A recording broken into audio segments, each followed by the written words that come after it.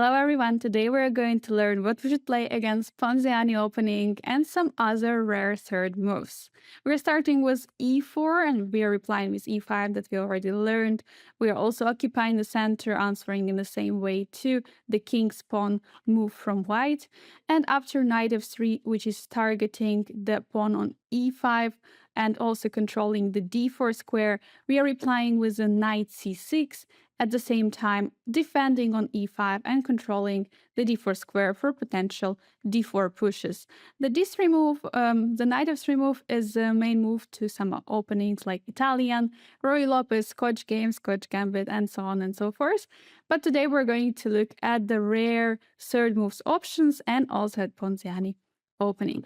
So the main move which we're going to look at is going to be c3, but we're going to start with some other options such as c4.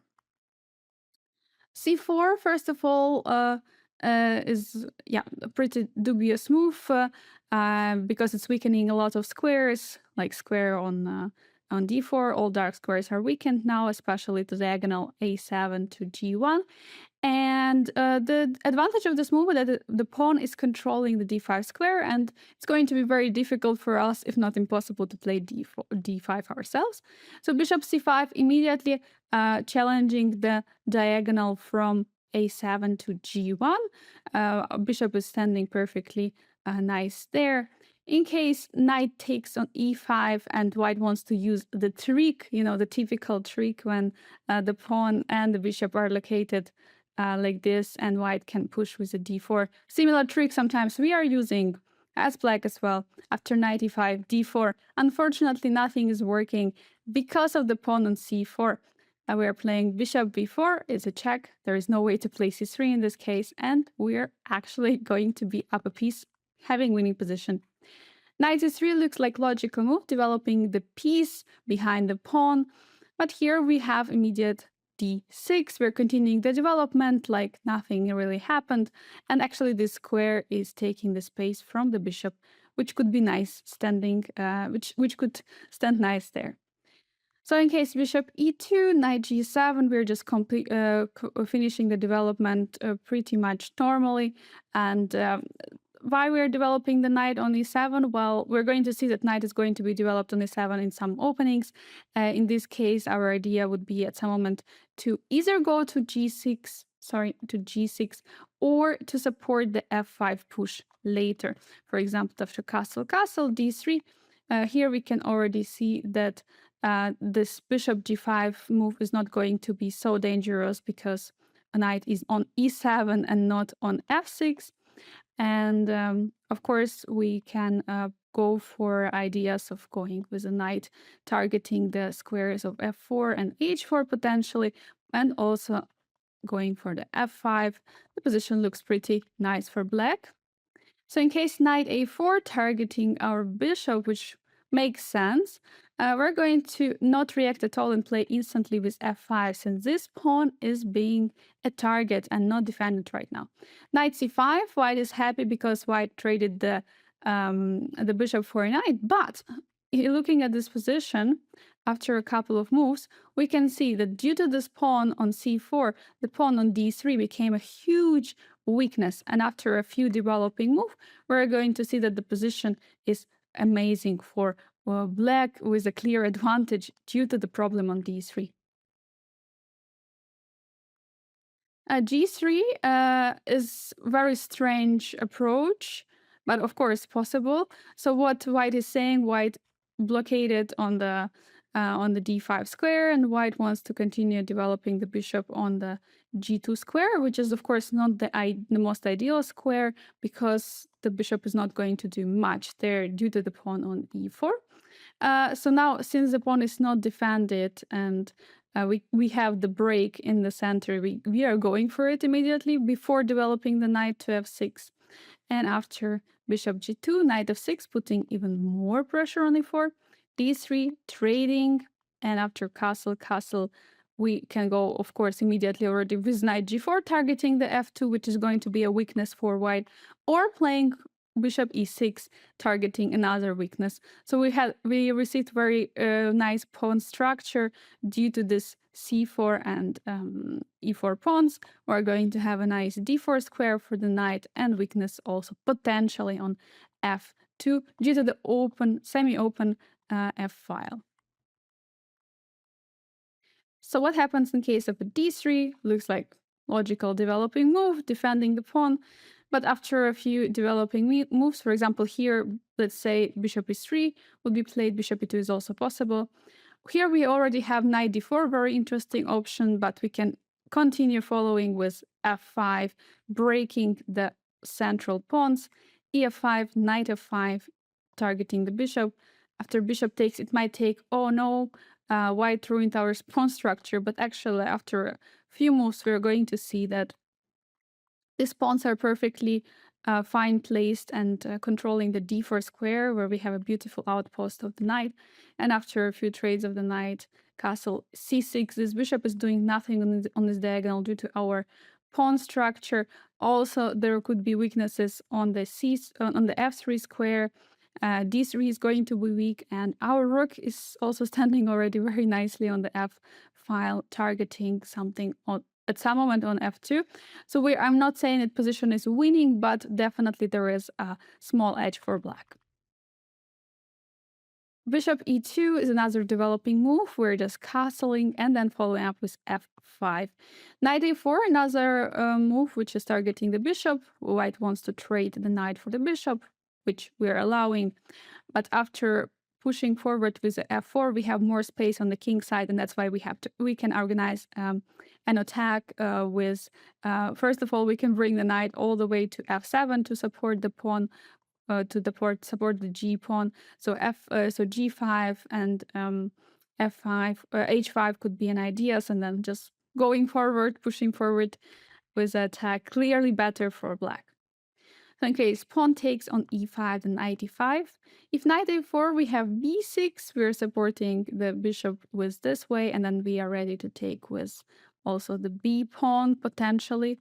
Knight e2, going away with the knight, and also white wants to fight for the e4 square to bring the knight to the e4. So after a6, we are preparing a square for the bishop on the a7. Since after knight d4, we have the square, and the bishop is very nice on this diagonal. Again, looking at our pieces working brilliantly on a7 and g1 diagonal, beautiful bishop. On the f file is our rook. We are ready to jump to d4 at some moment. So this opening choice of white was not really that challenging. That was c4. Let's go move forward to bishop e2. And this opening can be called as inverted Hungarian opening because it's resembling the Hungarian defense with black, which should be like with a reverse type of move. So after e4, e5, knight f3, knight c6, bishop c4, Italian game, and then bishop e7 is played for black. So this would be with black and now with white. So kind of what white is trying to say, they are trying to play this opening, and since you can play this opening with black, with white it should be slightly better due to the extra tempo. But we're not afraid of it, and definitely it's very modest move. It's not challenging move, and we're ready to reply to it. So knight f6, very logical. We're targeting the e4 square, immediately asking some questions. Plus, we're supporting the d5 break, which is super important in such positions. So if knight c3, we're going to push for d5, and we are going to transpose to the Scotch 4 knights. We are a different move order, obviously, but the bishop e2 is going to be the last move, so it will be knight f3, knight c6, knight c3, knight f6, bishop e2, d5. We're going to transpose to that chapter. In case of d3, we're going to play d5, and we're going to transpose to third move d3. So we're going to already look at this position where the move order where d3 is played first. We're going to look at it a bit later. And d4. It's basically the only way how white can play independently, not to transpose anywhere else. But yeah, it's not really the best. But Yeah, other than that, white would always transpose to some reversed Philidor. So what should we do with a d4? Generally, we are always taking. So the thing is, if we're taking on e4, which might feel like a good idea, after d5, we're going to have really big problems because it's difficult to understand where to put the knight, since the knight was defending the pawn on e5 and then it's going to fall. So we have to be really careful and we must take on d4. Now we're actually threatening to take with the knight on e4. So so after e5, okay, e5 looks very logical, obviously, not to give up the pawn. We have to find a square for the knight. And we're going for knight g4, immediately targeting the pawn on e5. Bishop f4, trying to defend the pawn. And at this moment, I would like you to stop the video and try to find the best move for black. So here we're going for the immediate break with d6. So we don't want to try to win the pawn, but we want to develop our pieces. We want to speed up with the development, and we're actually, for time being, we're up a pawn on d4. So what can white do? Because there are some threats, and okay, taking immediately on d6 would allow black to consolidate and maybe defend on d5 much easier. So bishop b5 feels like a very challenging move because it's creating a pin on the knight. And we must take on e5. Knight e5 feels like more pressure is coming on c6, but okay, luckily we can trade the knights. Bishop e5, and after bishop d7, we're just keeping the extra pawn because right now there is a huge threat of knight takes on e5, which white has to respond to. And well, we're just defending the pawn on d4, and with that we have big chances to convert this. In case of the castle, in case white is not really carrying, not defending, then we also shouldn't really rush too much into taking the pawn, because after knight g5, knight e5, knight e5, queen d4, it would give white some compensation due to the activity of the pieces. Looking at our positions, we still haven't castled and we need a couple of moves still to finish the development, and white is very active and could be very aggressive. So we have to continue the development, try to finish the development by castling. So bishop e7 looks very logical. Knight d4, giving up a pawn, but now we can capture the pawn on e5. So knight ge5, and after f4, we go away with the knight. f5, knight jumps back, so there is not much to be scared about. Knight c3, and then d5. We have just an extra pawn in this position. Of course, white managed to advance on the king side, but doesn't mean much because, well, the pawn is a pawn, and there is still not attack. I don't see an attack coming soon from white. So yeah, we definitely have some chances, and the f5 pawn could be even a weakness at some moment.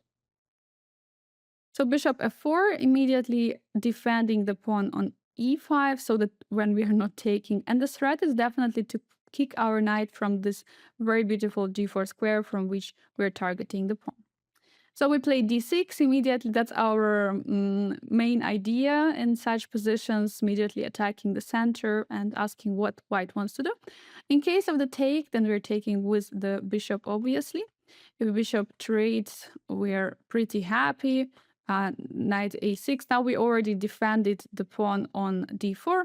a3, very logical, prophylactical move.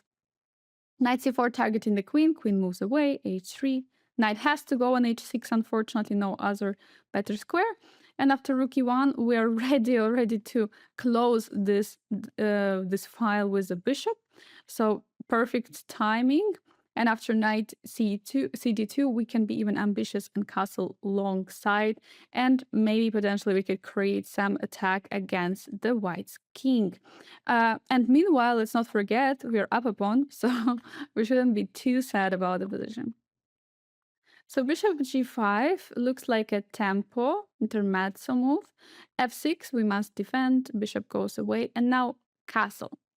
So now there is going to be always a problem with taking a pawn on d4, because if knight takes, let me show you, knight takes, queen take, there is a beautiful discover attack, and white is going to lose a queen.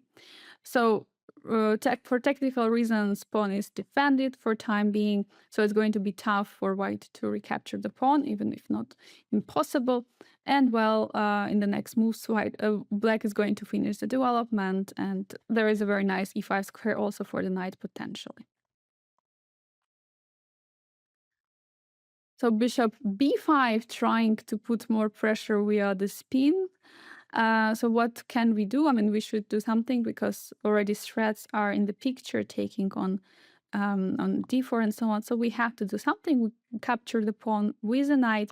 And now there are a few options, taking with a bishop or with a knight. If white is taking with a bishop, then after take knight e5, we are just not caring about the problem on c6. We are castling. Queen d6 would be also an option defending the knight, but castling absolutely fine because we don't really care about material. We want to finish the development as fast as possible. After knight c6, bc, bishop takes, rook b8, we are targeting the pawn on b7. b3 defending, very logical. Now bishop a6, attacking the rook. We are developing with the tempo move by move, which is very important. Rook e1, bishop b4, and another attack on the rook. And after rook e4, we have queen f6. We have already ideas of pushing something like d3 due to the attack on the rook on a1. And all right, our pieces are much more active. The bishop is also under attack right now, and it's not so easy to find a square for the bishop. And also the d3 coming with a huge power. So what happens if bishop takes on c6? Well, then we have an intermezzo queen d6 because we don't have to take the bishop since knight and the bishops are both hanging right now. White obviously can try to win back the pawn with knight f7. Then we take the bishop, knight d5 back, queen d5. All right, we gave back the pawn, but we got the bishop pair advantage. We got more space in the center. We have semi-open file, potentially some pressure on the f2 pawn, and our bishops in a couple of moves are going to create some very nice attack against white. That was bishop takes e5. So what happens if knight takes e5 here? So the point is that after d takes e5, white has again a couple of options like taking on c6, taking on e5. Let's start with the bishop c6 because it's a check, more forcing. bc bishop e5. And basically what we could do is that we could just defend the pawn with something like bishop f6, defending a pawn. But we are not really, we shouldn't really always try to hold on to the material, but rather we have to try to be better in the development. So that's why we go c5. So we create this very nice pawn structure. We give up a pawn on g7 after rook g8, bishop e5, queen d5, bishop goes away, bishop b7. We are ready to long castle, and this is going to be a powerful attack against white's king on the king side. The h pawn is going just to march all the way to h3 or h4. We'll see where it's going to stop, but white is going to have many problems. Bishop e5, bishop is taking, and well, now there is a double attack on the d4 and the g7 pawn, and also white always is ready to take on c6. So here we could go for bishop d7 move, which we already discussed in some lines. So our threat is, of course, right now to take with a knight on e5. But the problem is that after... But actually, it's not really a problem, but bishop d7. Wait a second. Okay, so bishop d7 maybe is a better, but let's look at the line bishop c6, queen d4, and we have a good, actually very good endgame with a bishop pair advantage.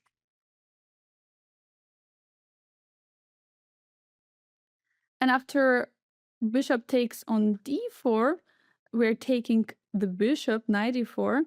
And yeah, the thing is that this line might feel immediately from human point of view, from calculation, as better for black, since black is kind of winning a piece, but it's getting very tricky.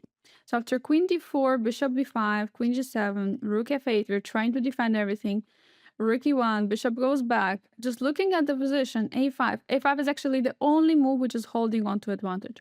Rook d1, and here rook a6. We're bringing the rook from the sixth rank. This is the only idea which we can, because other than that, we have big problem because we are completely stuck. And after queen h7, rook g6, in this position, black is better, but there are some practical chances. And looking at in this position, there is, I mean, I feel like there is an compensation. Like if I were to get this position with black, I would be a bit scared. So if we are ready to get into this position, we can play bishop d7 move. But of course, the other thing is, what if our opponent will not look through whole line, and let's say he will stop here, that after bishop d4, knight d4, and he will say, oh my god, I'm just losing a piece, you know, it's not really worth it. But it's decision, it's up to you. So you might immediately have a great position after bishop d7, but the more solid move, the better, or like the move which is not allowing such adventures, is queen d5. Because after queen d5, bishop c6 is a must, because it was a double attack on both bishops. So bishop takes c6, queen c6, queen d4, and after f6, bishop g3, castle. We have a comfortable position. We have a bishop pair advantage. Okay, the pawn structure is symmetrical. There is probably not much of a big advantage, but due to the bishop pair, due to the open center, and that we're most likely going to be faster with the development because of our two bishops, the position is slightly better for black. But of course, we can just win after bishop d7, but it's a bit risky. Practically speaking, it's a bit risky. So that was a bishop e2 variation. So now we go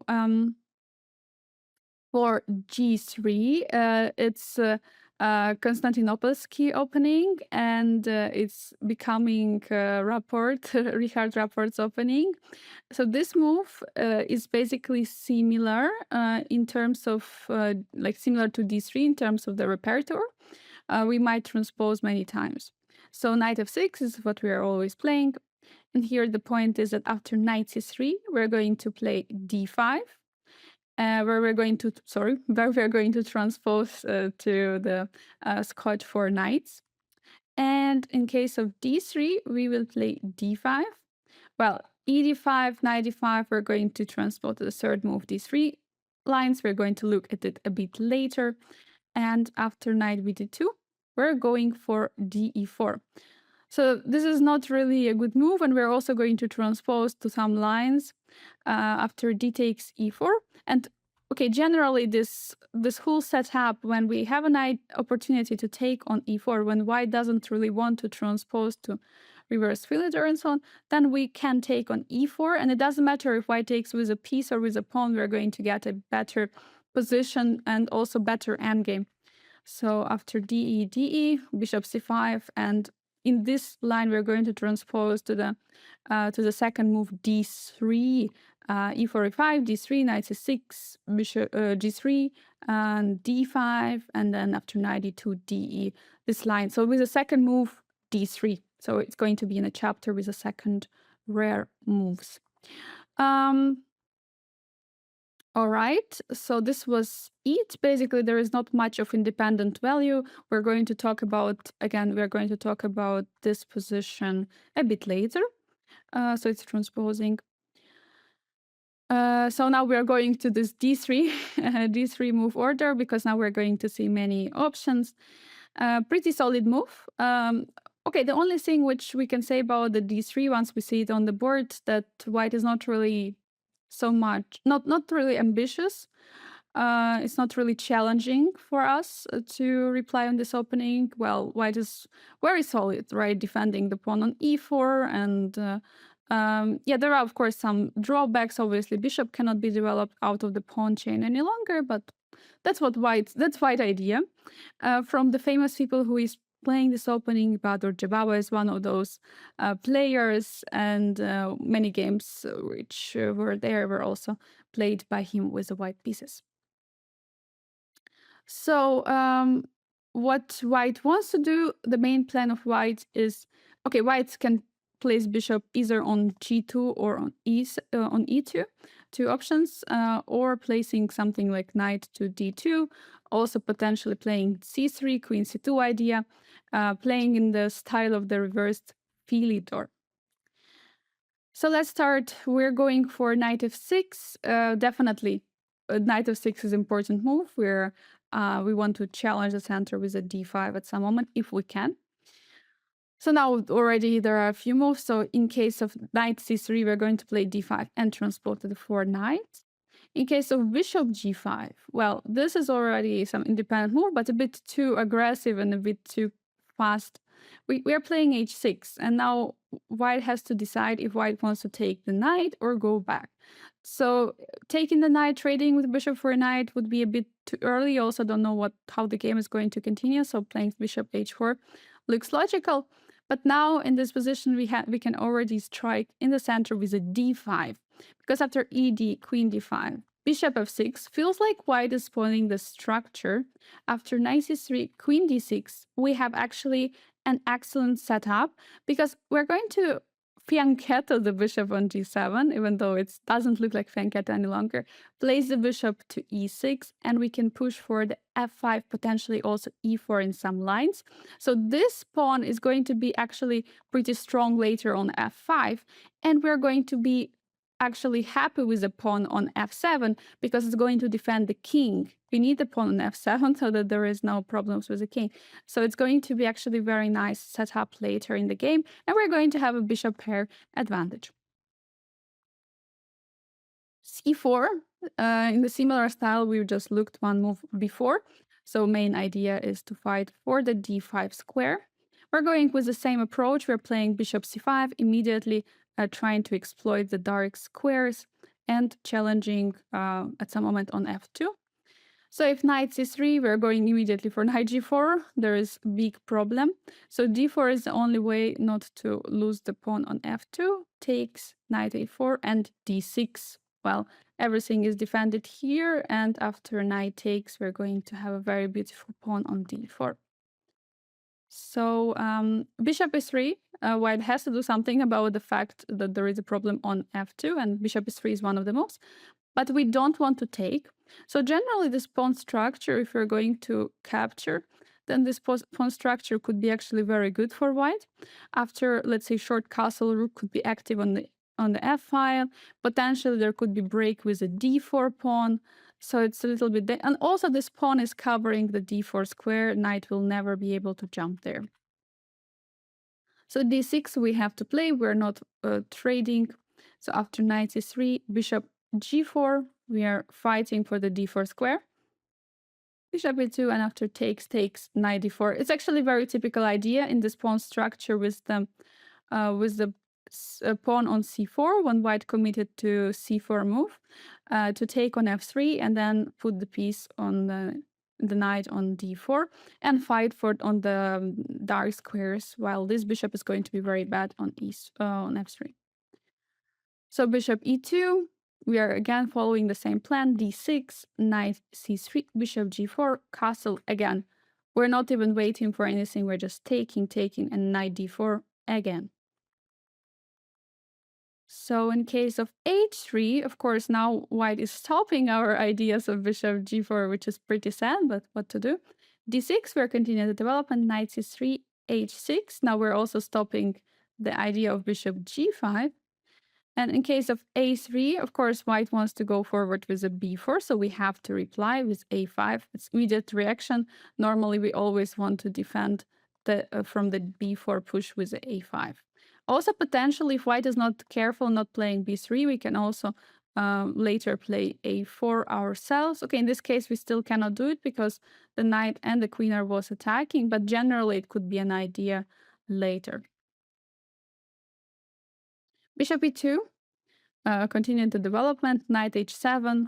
Now we have an interesting idea. Since we cannot play bishop g4, it's already physically impossible because the pawn is on h3 targeting the square. Now we're going for a very nice idea, knight h7, knight g5, challenging the knight from f3, which is very good knight because it's covering the d4 square.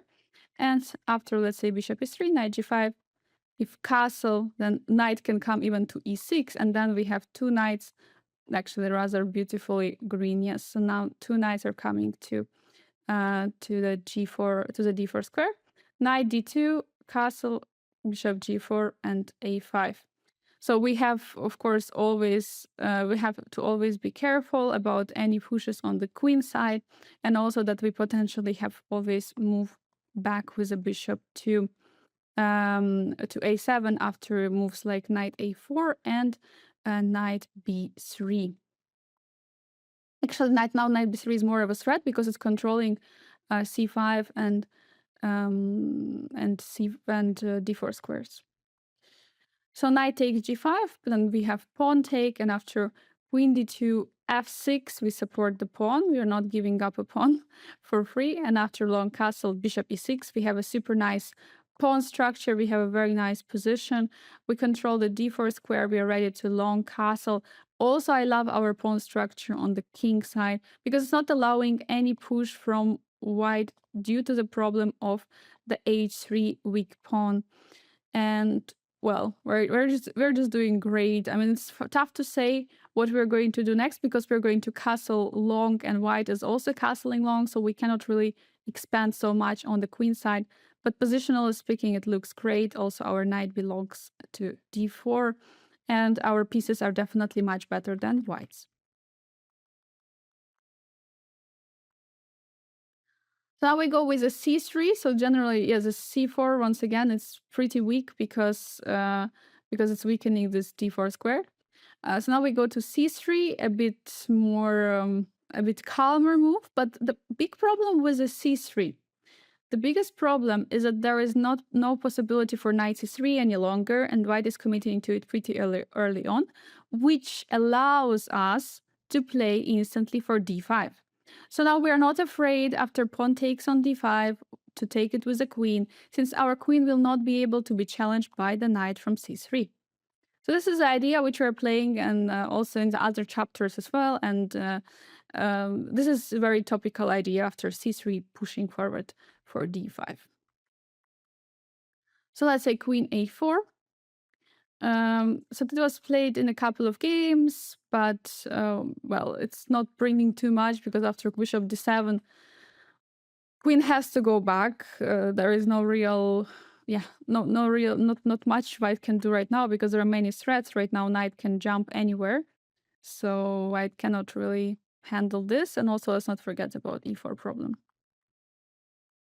So knight b2 d2. Well, it's pretty much transposing to the bishop e2 line. So the point of this move is that white wants to play this position like reversed Philidor.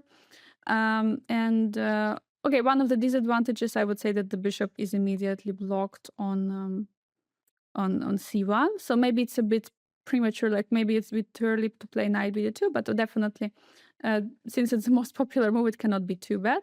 So here we're going for a5. Our idea is stopping b4 ideas. And after bishop e2, bishop c5. Now our bishop already can develop since we took care of the b4 square. After castle, we are going to talk about this line. We are the fourth move, bishop e2 move order. So we're going to see this position. So now queen c2. Queen c2 is protecting the pawn. So knight d2 is not needed because we already defended the pawn, and now bishop is free to go. Knight can go not only to d2 but also to a3 potential. So there are some good ideas about this move. So a5, we're definitely stopping b4 for sure. We have to go for it, because if we allow b4, then white is going to expand on the queen side and we're going to have real issues there. So we have to stop and try to restrict white's play on the queen side. So in case of a4, which is, I mean, very logical way, just stopping the pawn, then we're playing bishop c5. We are continuing our plan, bishop e2, h6. We're stopping the idea of bishop coming to g5, castle. And well, the thing is that in this position it's tough to do something for white because, well, you cannot really push for b4, and well, we cannot really play maybe knight bd2 because we're cutting the bishop. But I mean, of course, we can try. So let's say first starting with h3, first removing the opportunity for black of playing knight g2, also bishop g2, and so on and so forth, because of the f2 weakness. And now rook can finally move on e1. After bishop e6, let's say knight e3, just developing rook e8, we're just going to transpose to the ninth move, knight a3. So here, what happens if rook e1? Then we go for d4. So the thing is that we could play for something like queen d7, rook e8, just playing just normal moves. But the thing is, we are already ready to push for the d4. And generally in this pawn structure, we want to go for d4 and to weaken the dark squares. Because after d4, if white goes for c4, we have knight d7, and we already won the battle, the positional battle, because we controlling b4. There is no b4 ever possible. Meanwhile, we are ready to already challenge the center with the f5.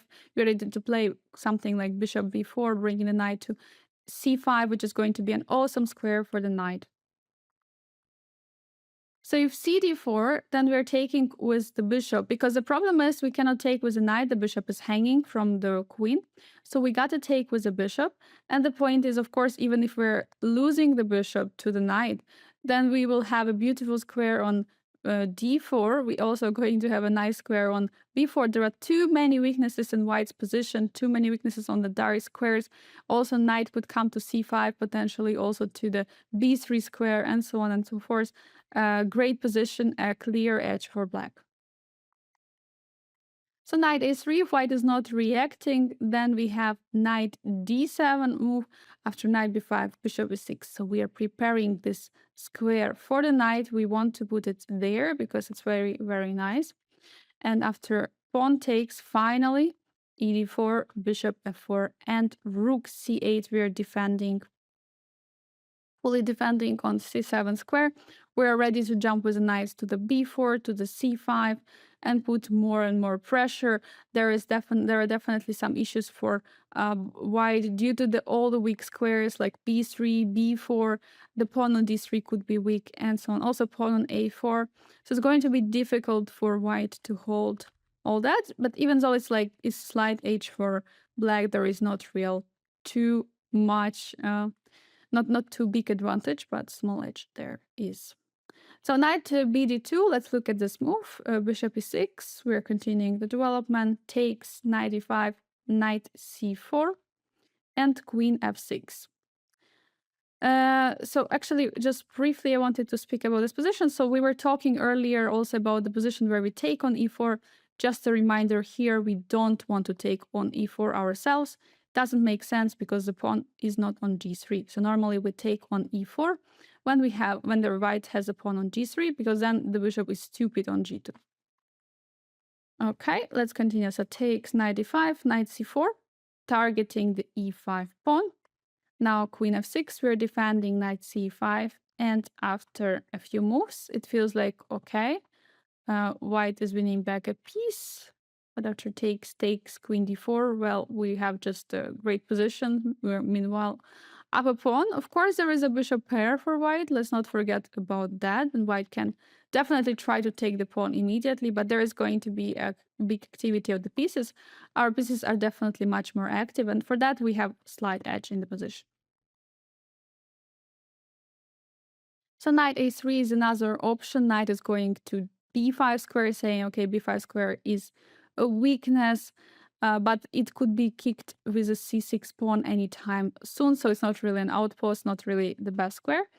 So now we play rook e8. We're also defending the pawn on e5 in some case when we want to move away the knight from c6.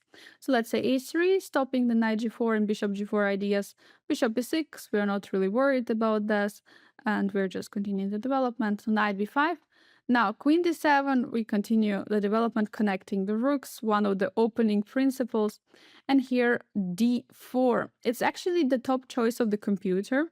Not the engine, not the many humans played it, but okay, d4 is a top engine move. So here, the problem, not the problem, but the most important is not to be scared too much, but just to, because everything is hanging right now. Like, you can take anything and it might work out, but the best move in the position is bishop b6, just going away. Because now actually we already threatened to take the pawns. So knight takes e5, let's say knight takes, pawn takes, and now we take on e4. So some trade has happened, but after knight d4, bishop f5, we got a good pawn. Our pawn on d5 is going to be defended later with c6 if there is any problem, but it's actually white who has problem with a pawn on e5. You cannot really play f5 due to this beautiful X-ray on the king. So, I mean, maybe it's possible, but definitely white probably will try to play something like bishop f4 rather defending the pawn. But it feels like the pawn is going to be weak and lose it at some moment. Rook e1, it was played by Jobava 3 times, and all the games were won by him, but they were not really. I mean, the positions were actually lost, which he got from here. So we're going to get into it. So d takes e5. Now we are going to close the center. So this move, taking on e4, it's very important that we play it. Not always. So when we really have something concrete. And in this position, even though the pawn is not on g3 and the bishop is not on g2, we have a concrete attack on the king side. So d, de. And here I would like you to stop the video and try to find the best move for black. So probably a bit spoiled with the previous description to taking on e4, that we have to attack on the king side. So maybe that's why you found the move. But yes, there is a bishop h3 immediately, sacrificing a piece and creating a very powerful attack. So what to do? White can try to accept. Also, white doesn't have to accept. We're going to look about next line later.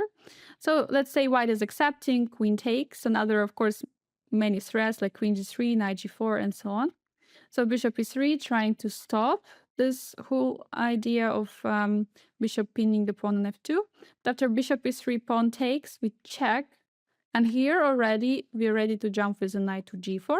But first we play rook a d8, and the next move we're going to play knight a g4 with big problems and big threats, since there is going to be a threat on e3, there is going to be a checkmate threat, there is going to be some other checkmate threat, and so on.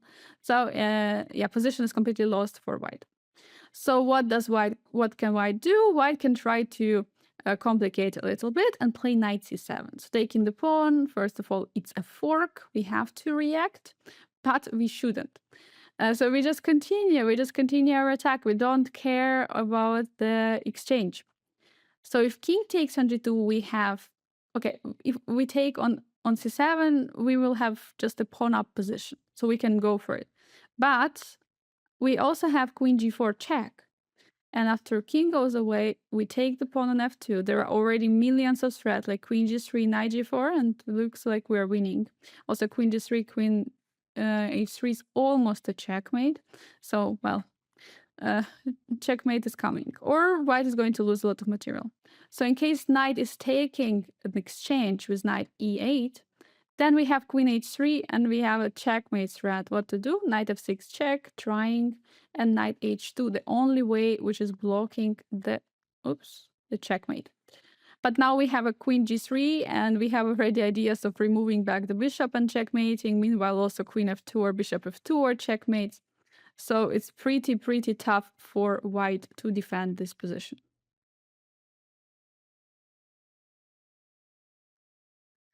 So that was this a4 move. What about bishop e2? Bishop e2 is more flexible because white is not yet rushing with a4. And, well, a4 is not, I mean, definitely is possible, but we are not really rushing with that.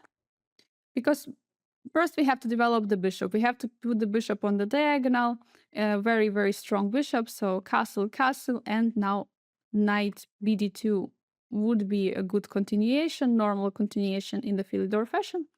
But we start, let's say, with a4. Okay, then it's going to again transpose to those a4 lines because we play h6. And in case of bishop g5,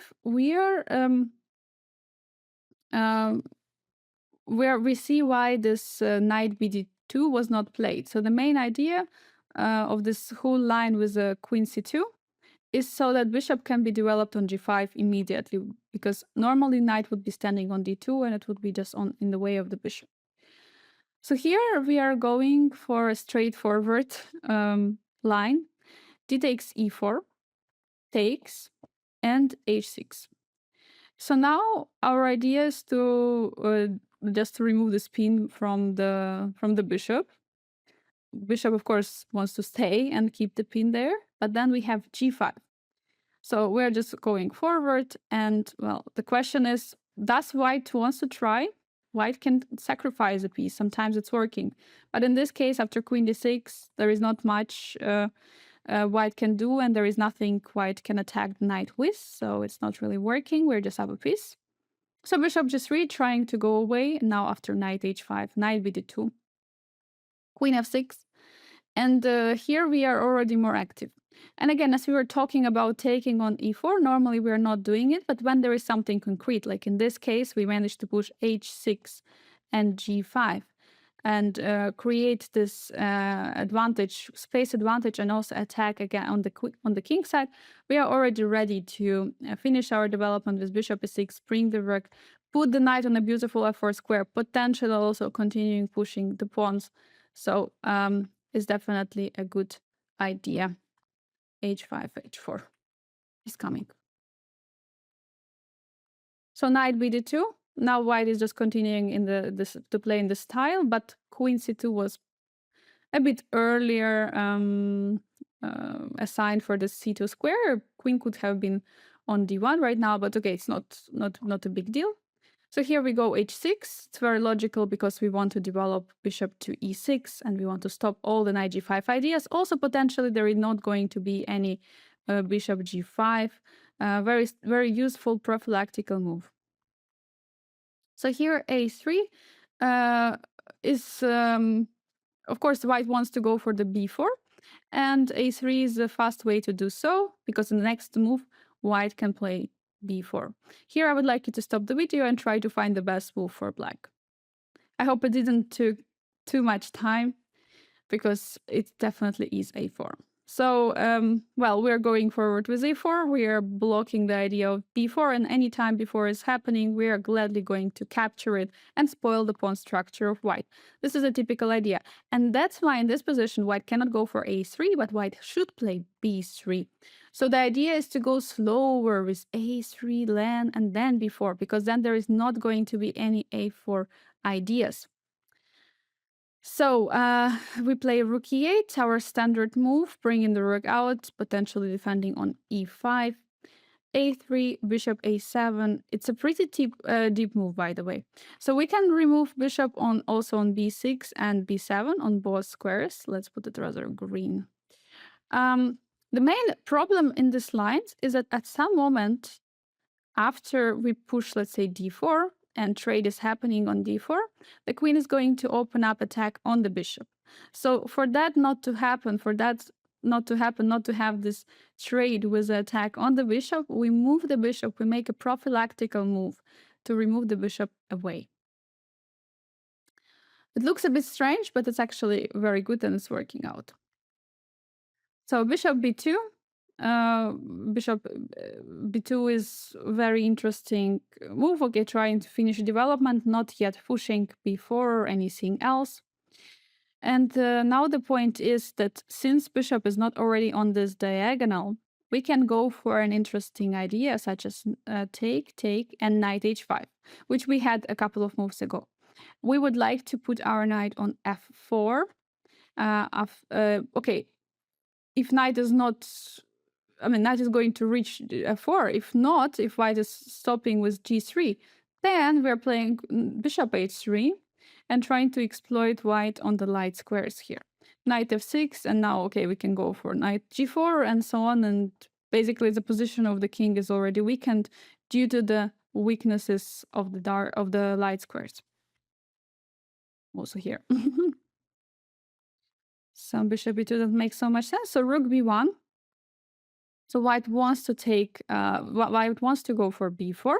And the idea is, of course, that white wants to capture with the a pawn. It would be nicer to keep the pawn structure together, pawn island together, due to the, because if white would play, let me just show it after take, then there is going to be bishop f2. So it's going to be a blunder. So that's where rook b1, knight h5, rook e1, and now d4. Now we are finally ready for d4. This is the position which we were waiting for, and white bishop is actually on a7. So if knight c4, then we have b5, attacking the knight. Now we see why the rook is standing on e5, defending the pawn. Knight has to go away. And after c takes d5, knight d4, and the bishop is not attacked on c5. So knight takes d4, queen d4, rook f1, and knight f4. We are just occupying the dark squares. Yeah, white is pretty passive. We have a beautiful edge. I love the position. It's very comfortable for black. And okay, now we're going to go for the main move, b4. We already shortly looked at it, just showing the main idea of the rook b1, because after take, if ab is happening, then there is bishop f2 with a check, rook f2, and rook a1. So that's why cb has to be played, taken with a c pawn. So now, since the c pawn took on b4, and our main idea with the d4 push earlier was to weaken the d4 square, because we wanted to push on d4 and take on c3. So now, since already the square is weakened, we don't have to push d4, because then we're just going to close the position. But now we can go bishop b6. Okay, different story already. Now bishop is, but bishop can, we don't need bishop on a7, but on b6. So the problem wasn't in the some lines, there was knight c4 and bishop was under attack. That's why we needed the bishop on a7. Now bishop is on b6. We're targeting the pawn on b4. Now the question what to do. Bishop b2 is logical. Also putting, like keeping an eye on the e5 pawn and also defending the rook on a1 at the same time. Now knight h5. Knight h5, we said that it's very good move, especially when bishop is leaving this diagonal. So knight f4 is a big threat. So in case white is stopping it with g3, then we just go back with knight f6. Bishop h3 looks like the nice move in the next move, and knight g4. White is just going to have too many weak squares around the king, and we're just going to continue pushing. And that was all about the c3 move. Bishop e2. Bishop e2, we were talking about some positions with bishop on e2 already earlier. And again, it's not really too challenging move, because here we can already go for d5. And after e takes d5, we are taking with a knight, so there is no queen d5, no knight c3. This is an Toshin variation of the Philidor defense, obviously reversed, of course, because Philidor defense is played with black. So the thing is that white is going to have a less space in the center, but they will always try to attack the pawn on e5. So take happens, castle, and bishop c5 would be not a good move in this position, because after knight e5, we're getting tricked the same way like we were tricked. We were tricking our opponent in some of the chapters. Now we are being tricked. So that's why we cannot play really bishop c5. Okay, of course we could prepare it and play it in some way, but it's not really worth it. So in this position, actually, it's very important to understand where we need to put the bishop. And generally, to understand this, we're just speaking about this variation, and we said, all right, white wants to target the e5 pawn. And that's going to be happening in the next moves. Next move, white is going to try to do it. So what should we do? Because white will play something like rook e1, bringing the knight out, trying to attack it as well, like knight e2, knight c4, and so on and so forth. So what to do?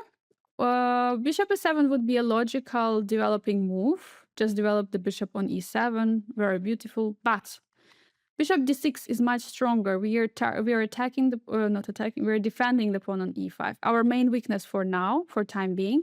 And if we're managing to solidify, we're going to get a good position because of our pawn on e5 is taking more space. Comparing, like if we look at the central pawn of white, it's on d3. Our pawn is on e5 already. So d4, white is trying to immediately break and equalize, but after e d5, knight d5, knight takes, queen takes, we just castle. The knight is, oh no, my knight. We can offer white to take on d5, but white will not be able to. Legally, yes, but then we're going to win the queen. So rook d1, trying to put more pressure. Now queen e7, attacking the bishop on e2. So now, even though we have pretty much symmetrical pawn structure, we have much more active pieces. And the knight on d4 is a very nice piece generally. We're going to develop, like with bishop e6, bringing the rooks to the position. And again, slight edge due to the activity of the pieces. So rook e1, bringing more pressure to the pawn on e5, castle. So now if c3, the thing is, we're talking about c3 and a3 moves. White wants to go for the b4 move. So we kind of automatically play a5, blocking this idea, stopping it immediately. So knight b2, white is trying to bring the other piece, targeting the pawn on e5, as we were talking about earlier. Rook e8, defending, more protection of the pawn. Bishop f1, moving it away. Rook is targeting the pawn. So now a5. So a5, we are creating more space on the queen side. Also stopping potentially the b4 ideas. So now c3. Now okay, b4 is not really a problem any longer. h6. We're making some prophylactical moves. We don't want to allow any of the knight jumps potentially. And now a4. Also very logical not to allow black's pawn to advance even more. Bishop d7, just developing moves. So we just made, both sides were just making some prophylactical improving moves, and now we are actually finished the development completely, and the pawn on e5 is not really targeted too much. So let's start with knight e4. It's not targeting the pawn on e5, but it's targeting the bishop, and potentially there could be some kind of jumps with the knight or even on c5. So we just move bishop all the way back. We are ready to attack the bishop with the f5 pawn in the next move, so it's not really bringing too much sense. So now knight c4, since there is a pawn already on a4, it makes a lot of sense because no b5 is going to happen. And now for us, the problem is that we cannot move the bishop any longer because bishop has to defend the pawn on e5.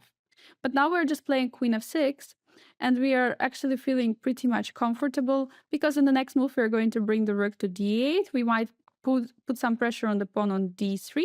We defended fully the problem on e5. We don't have really problem any longer. But bringing the knight, let's say, on f4 at some moment, opening the d file for the rook could be an idea a bit later. If knight is taking the bishop, then we are happy about it because bishop is not really the best piece in the position, but it's defending the pawn.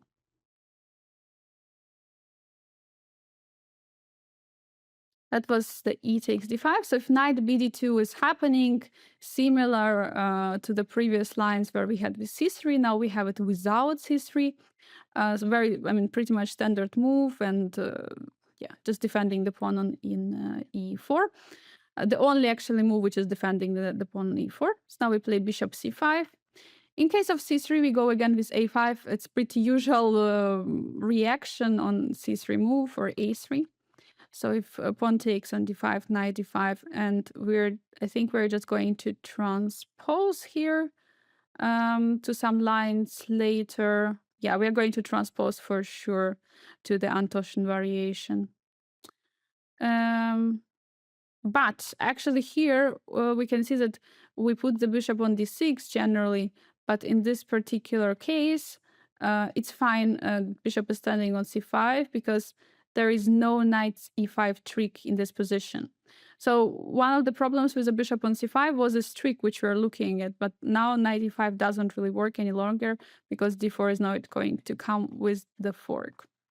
So after castle, we castle c3, again threatening b4. So what should we do? Immediately, okay, not instantly play a5, but consider playing a5 and then calculating if maybe it's not working for some reason, but trying to go for it. So queen c2. Well, and now we are going to transpose to the c3 lines, force move c3. So we're just going to transpose to this line because we play here h6, and we already discussed it earlier. So a4. A4 looks very logical, and yeah, normally also a5 is replied with a4, not allowing any like a5 f4 pushes from black. And here we play h6. We have a big chance that we're going to transpose with this line, so we're just playing h6 move in this position, because let's say after queen c2 we're just transposing to the lines we were discussing earlier. So the only way how not to transpose, because there are no real moves what white could play, just waiting moves are going to transpose most likely, but white could take on d5. This is basically a direct way for white, just taking the pawn, but the problem is that this is normally will not be played by humans. It's something what computer offers, but humans don't really like this. So knight takes d5, d4, immediately breaking and kind of trying to equalize the position. Again, this is not how the players want to normally play. So e takes d5, knight b3, bishop goes away. We have to go away. Knight b4, knight d4, knight d4, and queen f6. The position is around equal. There are knights standing in the center for both sides. I would say there is still some slight edge for black because of more active pieces, and we are ready to play bishop c6 in next move and bring the rook to d8. Our bishop is also at some moment has to get out. For now, it's not really visible how, but it's going to get out very soon. So yeah, our position is, I mean, it's just fine. We're just going to have a fight here, just a game, as we always want. That was a4 move. h3, stopping the ideas of knight g4, bishop g4 is always prophylactical move. We also play h6. We also ready always to transpose to some line, rook e1, bishop e6. Well, here white is going for direct approach, taking on d5. Bishop takes now, and now knight f1. There are many opportunities for us because as we can see that white is not really creating any threats and white is playing very, very slowly. So we go rook e8. Okay, defending the pawn is never a good idea. Bishop e3, and we move with the bishop away. We're avoiding the trade because we cannot really trade. I mean, if we trade on e6, e3, that is not going to be very good. And the thing is that due to this e5 pawn, and we already discussed it, that looking at the central pawns of white and black, it looks like black has more space and white is struggling. So trade of the pieces is, of course, likable for white rather than for black. But the position is around equal. Definitely there is going to be, I mean, the game is going to show who, I mean, everyone has chances, definitely, but I would say black's position is more comfortable due to the space in the center. Bishop f1, immediately introducing a tactical idea, taking on d5 and winning the pawn on e5. So we have to challenge it, and we have to do something. If we are taking on e5, takes g5. This is actually the move which is offered by this is a line of computer. So now knight h2 and king h7. This is actually a very interesting idea. We were speaking about taking on e4. That taking on e4, we are doing the trade only in some concrete positions where we have ideas to attack. And even here, computer is finding the way to attack with the rook g8, g4 move, and in the next move. There are certainly a huge potential for black to attack the king, considering the location of the bishop as well on c5, and also our pieces close to the king. But not to rush into much into this huge party on the king side, we can play just rook e8, just normal defending move, because after takes, bishop takes, we're defending on e5. And I mean, normally we take with the knight, but okay, in this case we take with the bishop, of course, to protect the pawn. Queen c2 and now a4. Now we're ready already to grab even more space. And because of it, because of the space in the center and on the queen side, we have some advantage. Also, potentially, there could be some problems with the a2 pawn, because it might be pretty weak after rook, let's say, move somewhere. Also, b3 is not really possible to replay due to the pin on the rook on a1.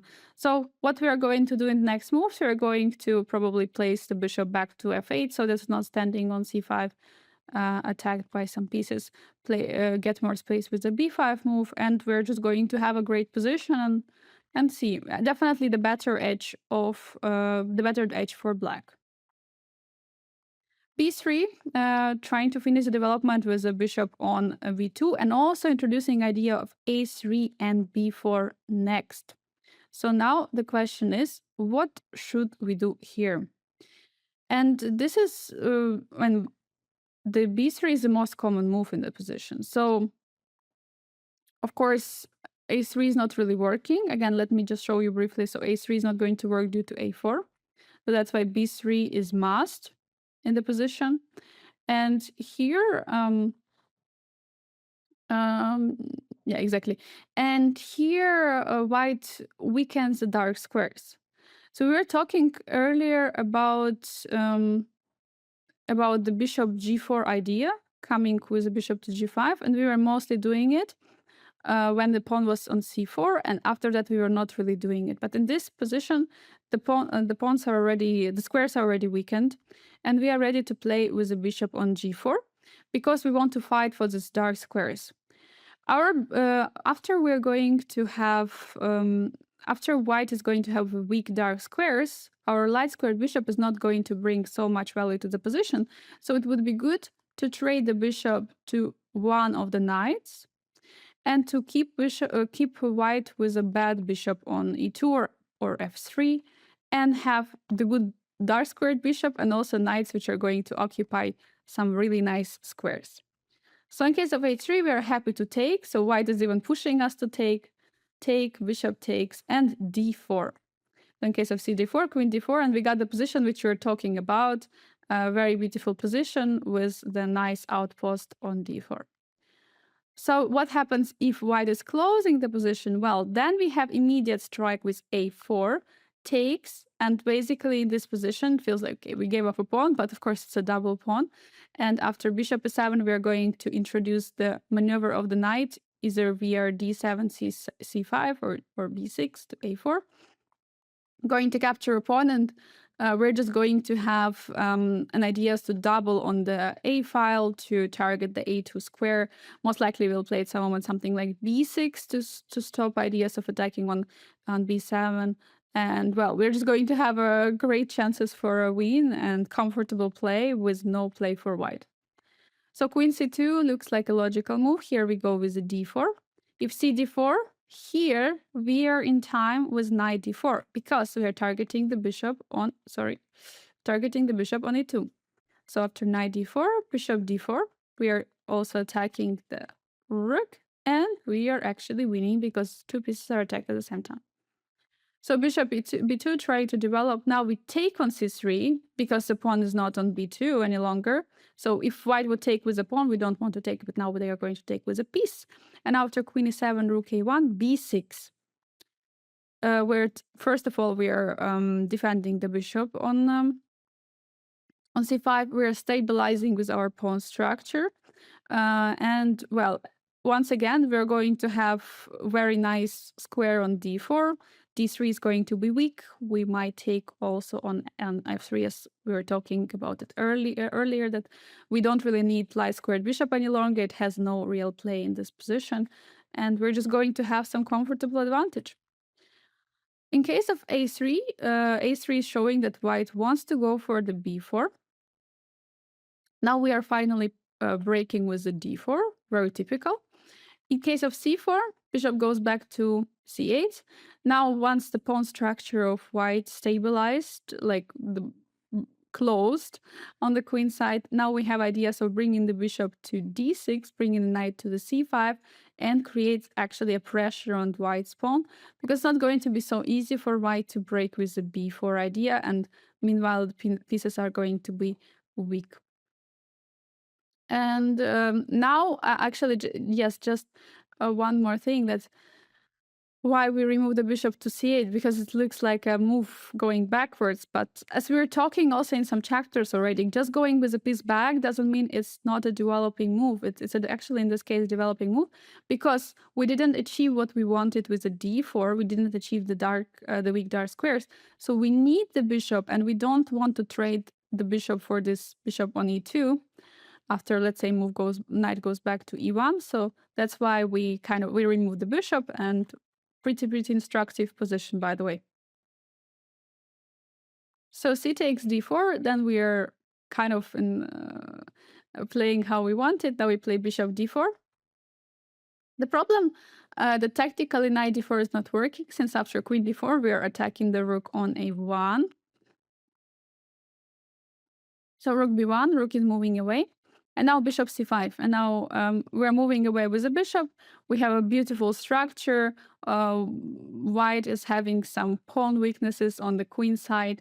We have a beautiful square on d4. So positionally speaking, we are much better in this position.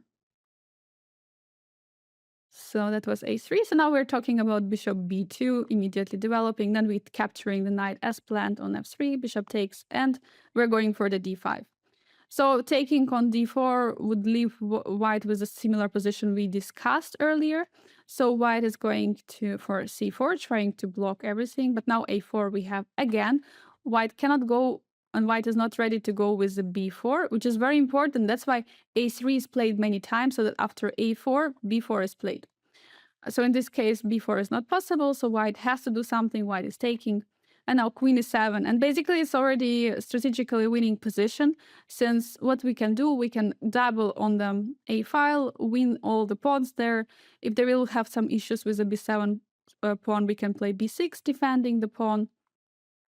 And well, we're just getting a great position, bringing the knight somewhere to c5, also potentially targeting the pawns and so on. So it looks like strategically winning position for black. So that was all about the bishop e2, and now we're going to the g3. So we were already talking about this g3 generally, and we're going here for d5. Also, many times we were discussing this position when g3 is played, d5 is also very strong. And of course, if we can play d5 and there is nothing tactical, or there is not much which is stopping us, we should go for it. So in case white just develops knight bd2, then we're actually going to transpose to the second move d3, knight c6 line, because as we were discussing this position earlier, taking on e4 takes, bishop c5, bishop g2, castle. This is actually a very good position, a5, just in case to have a square on a7. This is actually a brilliant position for black due to this bad bishop on g2. White is not really that happy. Our pieces are more active, and we have more control over the position. So e takes d5 is kind of the only choice if white is going for the g3 option. Knight takes d5, bishop g2. So white wants to castle, bring the rook to e1. We were discussing earlier about this g3 line, which is kind of, this position is kind of the starting position of the Richard's rapport variation. And we can see the difference that in this case, bishop is on g2 is open piece, because bishop on e2 was standing a bit clumsy there. And in this position was played with many Rapport's game, we're going to see. And we have the similar position which we had in one of the variation of Philidor, of reversed Philidor, sorry. We are going to go for the bishop d6 move. So here, the thing is we have quite a few moves, and this bishop d6 move is not very popular, but we're just going to defend the pawn on e5. This is very important, just to keep defending the pawn, because that's the only kind of the challenge of the position, or the main challenge of of white in the position. So we're just defending the e5. So castle, castle, and here white has quite a few moves. So let's begin. Let's begin. Of course, there is a c3 move, which is like a bit slow, but the idea is definitely to go for the b4. a5 immediately stopping. So most cases when we have c3 on the board or a3, we want to stop it with a5, a4, bishop f5, knight a3, rook e8, knight c4, and h6. Now the main idea is that we have the h7 square for the bishop to retreat. Bishop e7, now queen d7. We are ready to bring the other rook to d8. We unfortunately cannot really move away the bishop because the problem is there is on e5. And well, we defended the pawn on e5. Everything is good. We have more space in the position. Okay, this bishop is nice, but there is not much happening right now, so it's not really attacking many pieces. But the d3 pawn could be a weakness in the future. So d4, immediately going with d4. This so normally this d4, it's played in some moment like immediately. So this with a move like d3, d4, losing a tempo is not really doesn't really make much sense. But it's important to react correctly, because after e4, which is kind of dubious, after knight g5, we got very loose position, because if we want to try to defend the pawn on e4, f5, f3, ef3, and queen f3, well, we have some issues in the position. The knight on g5 is just a great piece, and well, some problems are there, and it's difficult to see a solid setup for black here. White is definitely slightly better. So that's why we have to take on d4, knight takes, queen takes, and knight b4, with the idea, of course, of knight c2. So it's important to have this tempo on the pawn on c2. Knight a3 is the only developing move which is defending the pawn on c2. And now we go bishop e7. So now we are offering a trade. At the same time, we're going to put the bishop on the nice h8, a1 diagonal. Next move, we're going to play c6 in order to block the bishop. Bishop is going to be a little bit clumsy from g2, is not going to attack much. And well, I mean, the position is around equal. There is not much to say here. Rook e1, targeting the pawn immediately on e5. A lot of pressure, but the pawn is for now defended, so there is not much problem yet, before knight is coming to c4, obviously. So now we are ready to go with the bishop. We have ready to develop the bishop. And the thing is that we could develop bishop on g4, we could develop bishop on e6. The problem is with e6 square is that we are potentially playing rook on e8, defending the pawn. So bishop is going to be a problem, and it's going to be in the way of the rook there. So it doesn't really make so much sense. And the problem with g4 that always there could be some g3 pushes, so we don't really need that, and we don't really want that. So so we play bishop with bishop on f5, really nice square for the bishop. Knight c3. Yeah, so thing is here, generally we don't really want to take on c3. Generally, if we have, and we also discuss it in some of the chapters, that if we have such position with a bishop on g2 and knight is on c3, we don't really want to allow opening up the b file, but it's not such a big deal, actually. We can do it. And the problem would be in some lines after a3, if white plays a3, we have to play a5, and we kind of have to trade it, because knight would be really annoying on b5.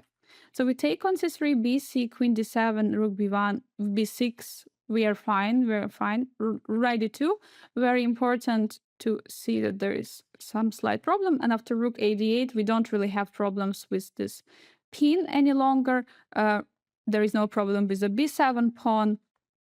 And well, it's a normal position here. In case of a3, offering immediately or introducing the b4 ideas, a5 is logical outcome. We're just blocking it, knight bd2, queen d7, we're continuing the development, knight c4, and rook f e8, defending the pawn. So the position is around equal. It's tough to say that okay, it's slightly better for black or something, but due to the pawn on e5, definitely we have more space in the center. The next moves could be playing something like h6, potentially bringing the bishop to h7 if needed. We can also play a4 to get more space on the queen side. Then we can play. Okay, bishop g4 is definitely also possible because now white cannot really go with the h3 move any longer. So these are ideas which are already introduced. And of course, let's not forget about our rook, which can be brought to the d8 square. So that was the rook e1. If in case of knight c3, white is immediately challenging the knight. And what we were talking earlier, just briefly, we were saying about this, that generally we don't really want to take the knight, but the problem could be, again, if white is starting with a3, we kind of have to play a5 and then knight c3, and then we have the same problem. So that's why if we're taking after a3, knight c3, a3, a5, knight c3, then why not to take now as well? So obviously, if you don't want to take, this could be a line like knight d7. We can go back, rook e1, knight g6, a3. Here, in case of f5, knight g5, we cannot really play it because, yeah, then there are big problems on the light squares. Also, bishop d5 is a huge problem. So bishop g4. In case of h3, we're just taking, capturing, and f5. Generally, we have such plan to push f5, e5, and some moment we might have some breaks with the pawn. Knight e2, king h1, and if h4, then f4 we have, because if h4 is going to be loose. And after bishop d2, we'll have a5, h4, and f4 again, due to the h4 problem. So b4, white is trying to push forward. Now we go with f5. Well, and we're getting some slight advantage here due to our pawns on the f and e files. Okay, our bishop is also a pretty good piece. Potentially, we want to always to go with some break, most likely the f4 break in the center. So we can try to play something like this. So if in this position knight e4 is played, then after f5, knight e6, cd, c3, f4, again, we have an interesting position and we can continue playing. So it's just an alternative. You can definitely, you don't have to take on c3 if you don't like it, or you played some games and you don't like it. You can remove the knight as well. But we advise to take on c3 because we're going for this line after a3, a5, so why not to take it now? So bc, bishop f5. The bishop is getting to the same square as before. Rook b1, rook b8. Too much pressure, and now knight is not defended on c6, so b6 would not make sense. Rook b8 is the only way. Knight g5. Now already starting pushing some pressure, so queen d7 defending the knight. Knight remaneuvering to e4, beautiful square. Now bishop g4. Very nice move, because now we are provoking something from white. Also from g4 square, again, there is no h3 move. But of course, there is f3 move, but then it's going to spoil the structure. So it's either we are going to spoil the structure for white, or we are going to ask the queen to put to some awkward square. f3 feels like more logical, and after bishop e6, we are already pointing out that there are some weaknesses on the queen side of the board, and this bishop is a bit closed and not so good on g2 due to the pawn on f3, so there is a slight advantage in this position for black. So now we go to the main line. Main line, not generally main line, but the favorite move of Rapport here. White wants to go for the b4 move. So here a5, we must stop it, and after knight c3, again, the position we were discussing before, we we can try to avoid the trade. We can go back knight e7, but the problem is that knight on b5 is super annoying. Knight g6, d4 takes, and white is definitely better here. So I would strongly recommend knight takes c3, pawn takes, and here moves like a4 and h6 were played. These moves are definitely fine, but bishop e5 is definitely something what we go for. We're going for our typical setup. Rook b1, rook b8. Black is super solid here. Knight d2, queen d7. Now already we threatened with some bishop g4 ideas as earlier, and many moves are possible. b6, we can remove the pressure from the b7 square, and then later move the knight away from c6. We can bring the rooks to the semi-open files, and okay, bishop g4 is another idea. And, like long term, we have definitely an advantage due to the pawn structure of white. It's not ideal, and we also have a space in the center due to our e5 pawn.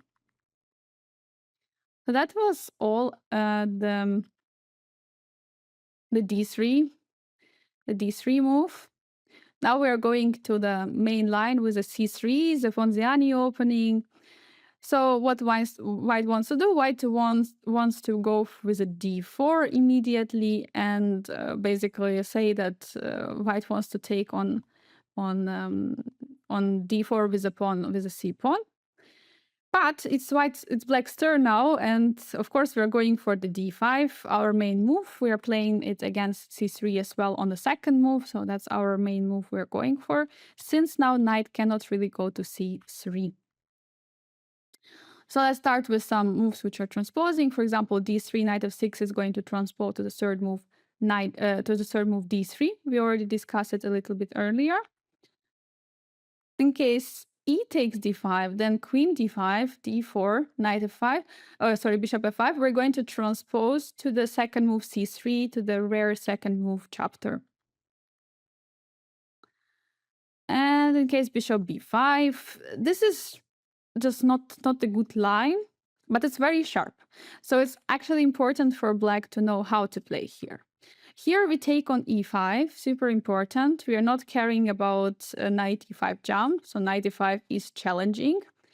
And very typical in such positions where white is going to put a lot of pressure on the c6 pawn, square, in this case it's knight, and creating threats, we have a very nice counterattack, which is queen g5. Basically, we're saying that there is a fire happening on the queen side, and we just don't care, and we're causing a fire on the king side for white. So what is going to happen? To put in a nutshell, white is going to take everything on the queen side, and black is going to take everything on the king side.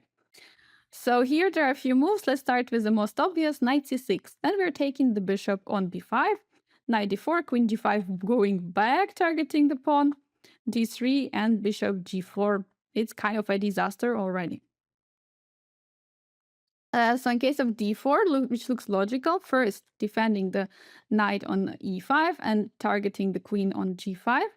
So queen g2, we're going for it, rook f1, and now we have knight g7, but the problem is that this move is a huge blunder. Due to d5, we're going to lose the piece. So we have to be really careful, and we play bishop d6. Now d5 is not really a problem because knight would hang on e5. So queen h5, queen is coming in with a threat. We should be really calm here. We shouldn't really worry, but here we have g6, attacking the queen h4, and now knight g7. Now we manage, we are stabilizing here. Queen f6, rook f8, we managed to stabilize, we managed to defend everything. We don't have issues, and well, we're just better in this position because there are no real threats, and for white there are threats because we want to play something like bishop h3 in the future, want to castle, kick the bishop away, and so on and so forth. So knight c6, let's look at this move. Now already there is no queen takes b5, but we played bishop d7. It's actually very important to remember this move, because if we take on c6, definitely we're losing rook. So bishop d7 super important, since after queen a6 we have queen a5, sorry, we have queen a4, we have a6 attacking the bishop. And in the next moves, we're going just to finish the development. We're threatening to take everything basically in this position. So so knight h7, knight a7, trying to get some material, but we have a few moves. Okay, rook a7 is possible, but after bishop d7, queen d7, queen h5, it's I mean, there is some activity of the queen, but it's still better for black. But better move is an intermediate move, c6. It's the most precise move. We sacrifice a pawn, but we are getting the king safety. We're not allowing king coming to d7. And after knight c6, pawn takes, bishop goes away, knight f6. We have bishop h3 idea. We have idea of taking the pawn on h2. We can bring the knight to g4. I mean, we have an amazing setup here, and we are just so much better. So that was a d4 move. In case of queen a4, putting in even more pressure and creating threats like bishop takes c6. We're taking on b2, we don't care. So in case of rook f1, then bishop d6, similar idea, which we had moved earlier. Bishop takes, pawn takes, queen takes. We're just moving a king away. We just don't really care. The most important that we don't really get checked there on c8, so that's why it's important to move it to e7. And after queen a8, we just play bishop h3. There is no pin on the king. And we are creating a big threat of taking the rook, which cannot be really defended. In case knight takes on c6, we play a6, attacking the bishop. Bishop has to do something. And if white is giving up the bishop after pawn takes on b5, queen takes, then after knight e7, even though right now we're down material, and to be precise, we're down the whole rook in the position, we're ready to castle and to bring the bishop to h3, targeting the rook on f1 and position of the white's king. Since the pieces are not playing on the queen side, we have a huge attacking opportunities. And actually, objectively speaking, it's winning position for black. So bishop takes c6 is another way, immediately checking, bc, queen c6, and it looks like if we just look at the position on the queen side, we're going to say, okay, white is winning. If we look at the position on the king side, then black is winning. This is crazy. King d8, moving away with the king, the only way. So here queen d5 can try to check, but bishop d6, we are defending, knight f7, we are ready to sacrifice even more material. Now queen g5, white is trying to trade the pieces, but after knight f6, wait, basically we're right now in this position down a pawn, but our pieces are so active and we're ready to, basically with bishop a6, we'll finish the development, our rooks are coming to the open files, and meanwhile the knight is actually kind of trapped on g6, g5, so white has to solve that issue as well. So if rook f1 being played, then we are playing bishop h3, immediately challenging the rook. So queen is taking with a check, king is out, but king is actually escaping. Knight c6, we are running away. Normally we want to run away somewhere on h5 square. We have to be really careful because of this bishop. Let me do it with a red, not to step on g5 or h6. So queen d8, king g6, knight e5, king h5. So king escaping. So here if king d1, then we are taking with a check. And here, very important. Now the e4 pawn is hanging. And, well, we have to do something. And bishop on h3 is doing nothing. So we play bishop f5, creating opportunities of playing d3. So in case of queen c6, which is actually the engine's top choice, I mean, there are already some threats with the check, but our king is still escaping.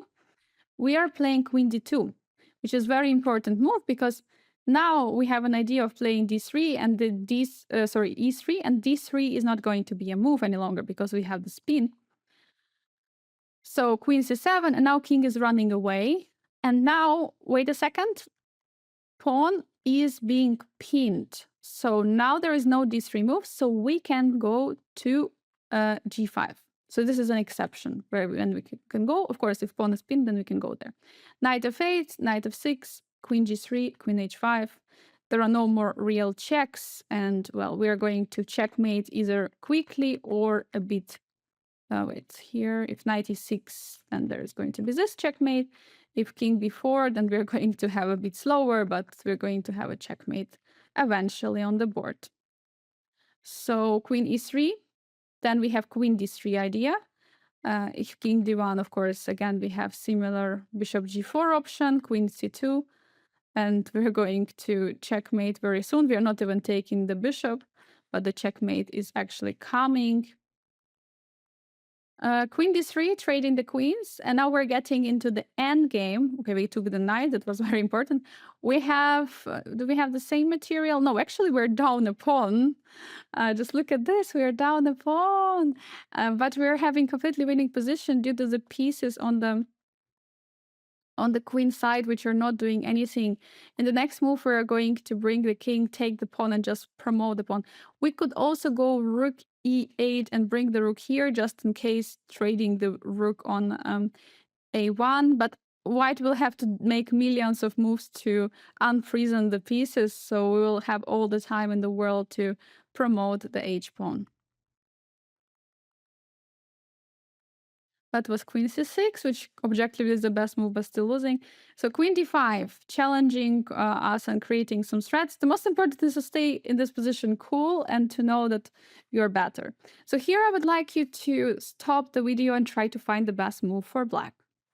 So here, of course, there is a big threat of queen taking on f7, and you can try to, you were trying to find the way how to defend the pawn, but they're actually not defending. We're playing king f6 because after queen f7, we can take the knight, and after bishop takes, we're going to checkmate again. Okay, not necessarily we're going to checkmate. If king goes to b3, maybe we're actually checkmating also on b3, but we're definitely having no problems here.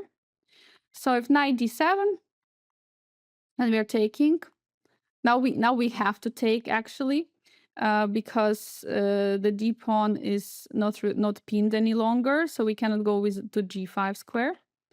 So queen d7, and now bishop d6. Now we're closing the, we're stopping white from defending from d3 square. Now queen d3 is a huge threat. Queen d8 check, king g6. And now we're ready to play g5, h5, bring the king to h7, bring the knight out, and meanwhile all the pieces of white are just partying on the queen side. So knight c6, another check, trying to attack the king, but they just go into the safety. King d8, king g6, knight e5, and king c5. As always, it's a safe square. King is going for queen e8, queen f8 taking, then e3. Very nice check. Now, what white can do, if king b3, then after knight h6, giving up a queen, giving up a rook, sorry, queen b5 check goes away, and in the next move we're going to promote to a queen. So d3 trying to stop the check, but now we have d2, and we're actually threatening a checkmate next move or promoting of the pawn. So queen f7 check, but after g6, the checkmate or promotion of the new queen is unstoppable. So that was knight c6. So now we're going for the most common move, knight a3. And it's the most common move, actually, which is being played in this position, but it's pretty easy to refute because we go for f6. We're creating a square on f7 to escape. So now knight c6, king f7, knight d4, and now queen d3 again. Of course, there is going to be a problem after king d1, so king has to escape where b3. But now bishop g4, it wants to try to checkmate the king from d1. So knight c2 trying to stop it, c5, queen d5, and after king g6, there are no more real checks. f3 trying to do something, I mean, like just stopping bishop d1, everything, but all the pieces are hanging, so we take the pawn, knight d1, and now knight e7 coming with a tempo.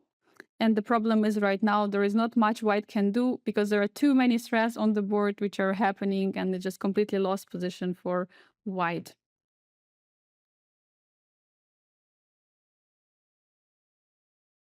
But that was it, I believe, from bishop b5. Let me just quickly check. Yeah, this was the last position. Okay, so now we go for the d4 move, which is actually pretty bad, but actually it's being played a lot, especially in online chess. And well, it looks like that there should be something. Yeah, now we can clarify in the center, and we are the first one, so we can take. So we're taking on e4 with a threat, attacking the knight. Knight takes on e5, takes, and now we have an opportunity to transpose to the endgame, and we're using it because we're going to have a slightly better endgame. Basically there is no advantage from white, which is super strange. You're going for something like this, but if white wanted it, we're going to play this endgame. Our pieces are more active due to the pawn on e5. It's going to be very easy to attack the pawn on e5. There's going to be a problem with developing the knight, which would ideally go to c3 because the pawn on c3 is there standing, so it's not really good. So bishop f5, we're starting with development, knight a3, knight a7. Knight d2 and long castle. Yes, there's also one extra advantage that we can castle with the king while white is having issues because king cannot castle any longer. So now we go to the main line, which is queen a4. Idea of the queen a4 is not only to create an attack on the pawn on e5, but also defend on e4 at the same time. So bishop d7 is a Kara variation, and we're going actually already kind of in the gambit because we are sacrificing a pawn already at this early stage. So pawn takes on d5 and accepting the challenge, and d4 is the move. So now we have a double attack. We have attack on the queen on a4 and c2, so queen has to go back.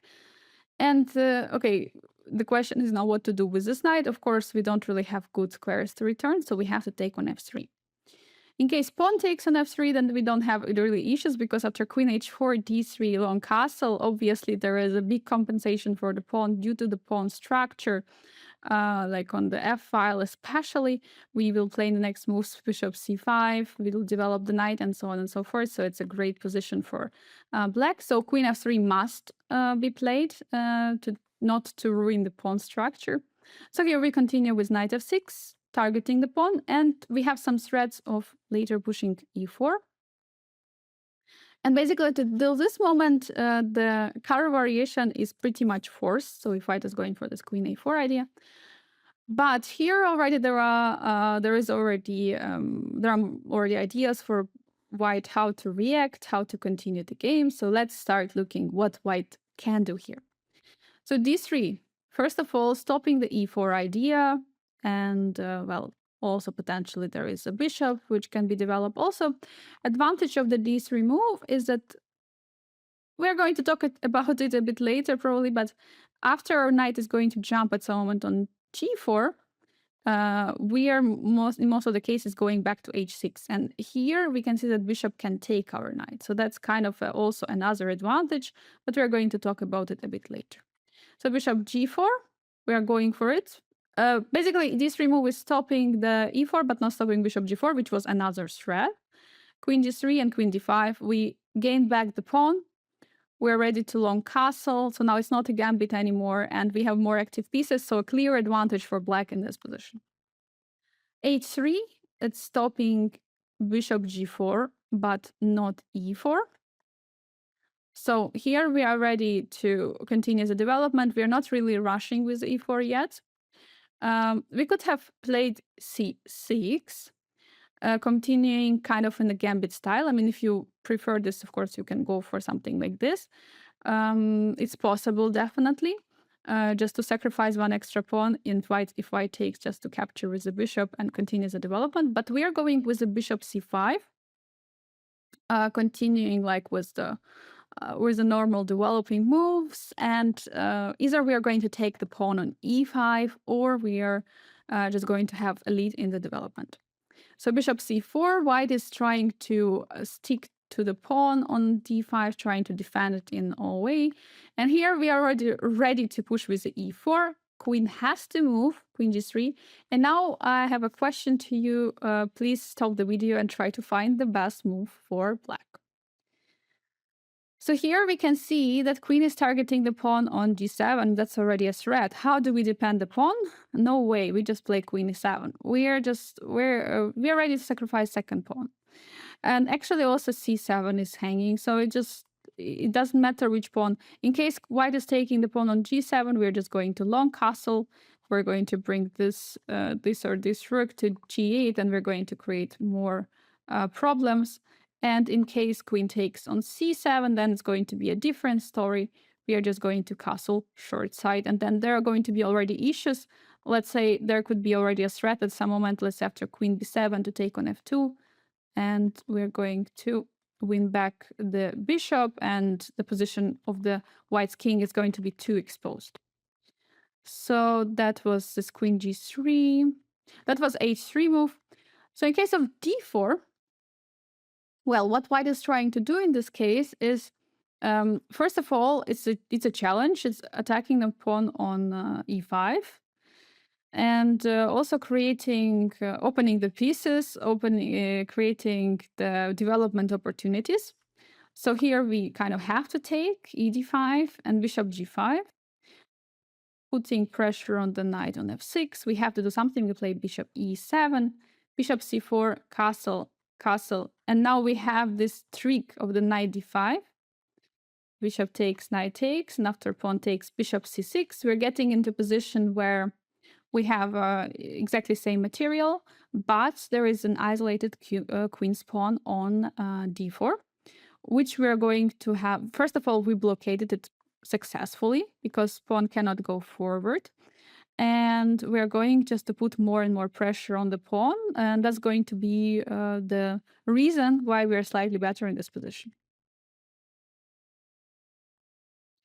So c4, white is trying to cement, so to say, the pawn on the d5, just defending it by another pawn, and also introducing the knight c3 idea.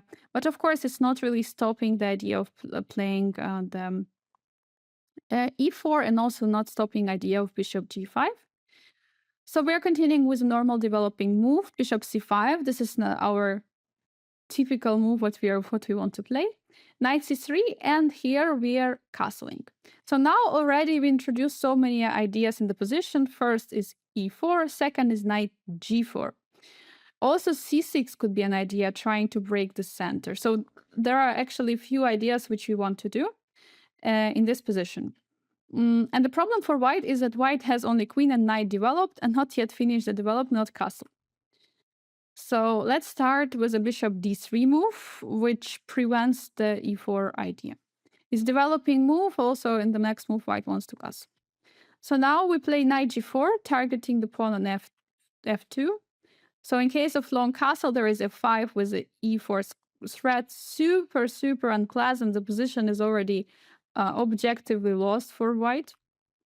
So let's say knight e4. Knight e4 looks like a logical move because it's targeting the bishop and at the same time defending the pawn on f2. So bishop d4, we're going to go there almost all the time, bishop on d4. h3, and now knight is going to h6. And now we see the difference when the pawn is on d2, that the bishop cannot capture our knight from h6. And now we are already ready to march with the f-pawn, then with the e-pawn. Position is clearly better for black. In case of bishop e2, bishop e2 is not actually stopping the idea of e4 anymore, but we can still go for the knight g4 with the same f5 and e4 push ideas. Again, the question is what's happening on e4. If knight e4, bishop d4, h3, we have similar idea with the f5, e4 plans. And in case of the castle, we have, again, f5 and e4 is the threat. So d3. So the idea is, first of all, stopping e4. And also now the knight cannot really go to h6 because the bishop is defending that square. We go for a5. Now we have another idea of rook joining the attack on the queen side, on the king side, so it's very nice. H3, and well, here the thing is that we don't really have to go back with a knight, but we can play queen h4, and it's going to create a very nice piece sacrifice due to the activity of the pieces and due to the attack on the king. So let's start. What happens after hg? Of course, we take with the pawn. If queen e4, okay, let's also point out queen g3, not possible, right? Just for you to understand that there is a spin. So let's start. Queen e4 is going to lead to actually checkmate, because after bishop takes f2, rook takes, queen takes, there is going to be a checkmate. Because, okay, king goes here, you can play either queen e2 or queen f1, whatever you want, there is going to be checkmate. And in case of g3, which could be like a counterattack, we're attacking the queen and white is also attacking the queen, then we take, and we take the piece back on e2, knight e2, and bishop h3, targeting the rook, at the same time targeting the f2 square. So position is already collapsing for black, or for white, not for black, for white. So that's why taking is actually very dangerous and losing for white. So they have to do something else. Knight b5, introducing some knight c7 ideas. We go for e4 now, finally. We're continuing very aggressive play. Now queen f4, kind of the only square. Pawn takes, bishop takes, and now we're introducing another rook. So still taking is not actually good. But knight c7, white is trying to take somewhere else. And here we have a beautiful rook e4. We're just sacrificing a rook to activate our rook from f8, because the key on f2 is actually crucial. With a bishop, with a knight standing on g4. So bishop e4 takes, taking another piece, because, okay, if queen is moving away, then we're going to have the same issues. I mean, white is going to have the same issues. So taking on g4, white is trying to say, all right, I'm having two rooks for a queen, which is a decent material. Materially, it's of course better. So g5, bishop goes away, and e6, e3. So, all right, if we just look materially, of course, white is better because two rooks are generally better than the queen. But with a weak king and with attack ongoing, then the queen is preferable.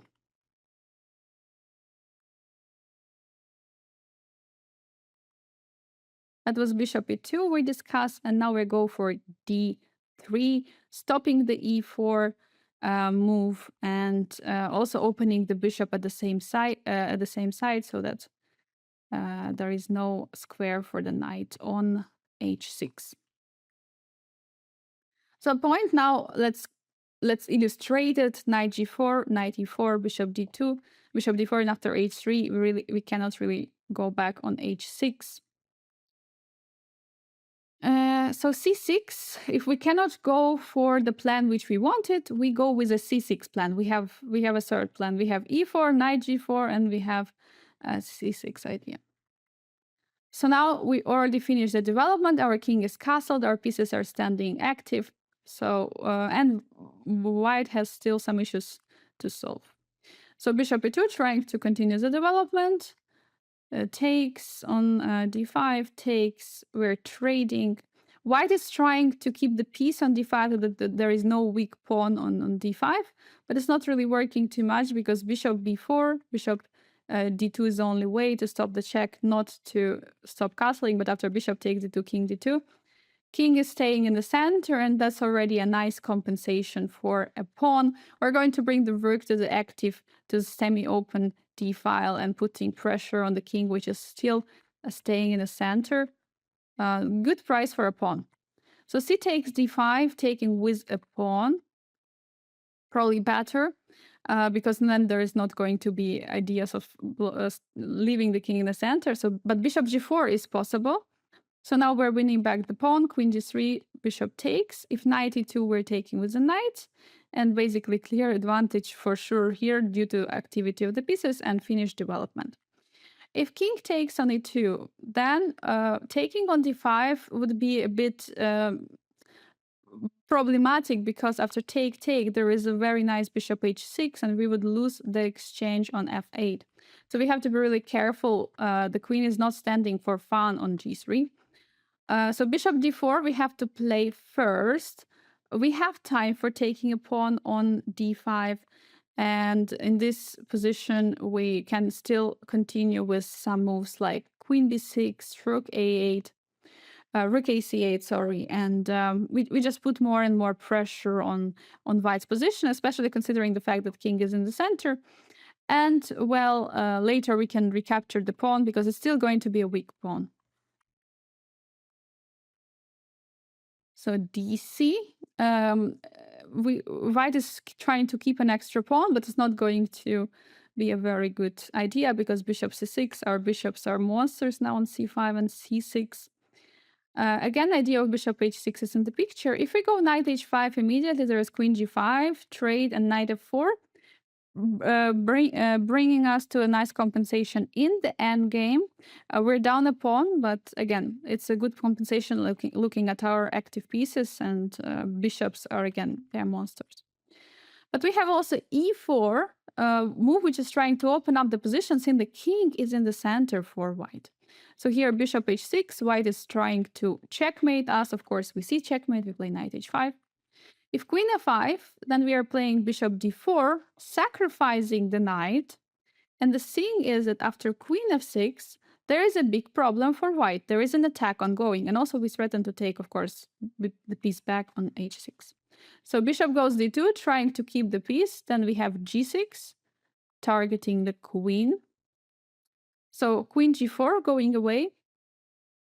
But then we are taking the pawn on f2, king f2, and after e3, we are crushing the position. We are attacking a lot. Basically, we're just going to take back the piece because after bishop f1, queen b2 is going to lose because the problem is that after bishop c1, there's going to be bishop c3. Sorry. Because after, yeah, exactly, so bishop e1, so bishop c1, there's going to be bishop c3. Yeah, and there is going to be a problem that the pawn cannot take because of the checkmate on a4. So all the pieces are working pretty well for black.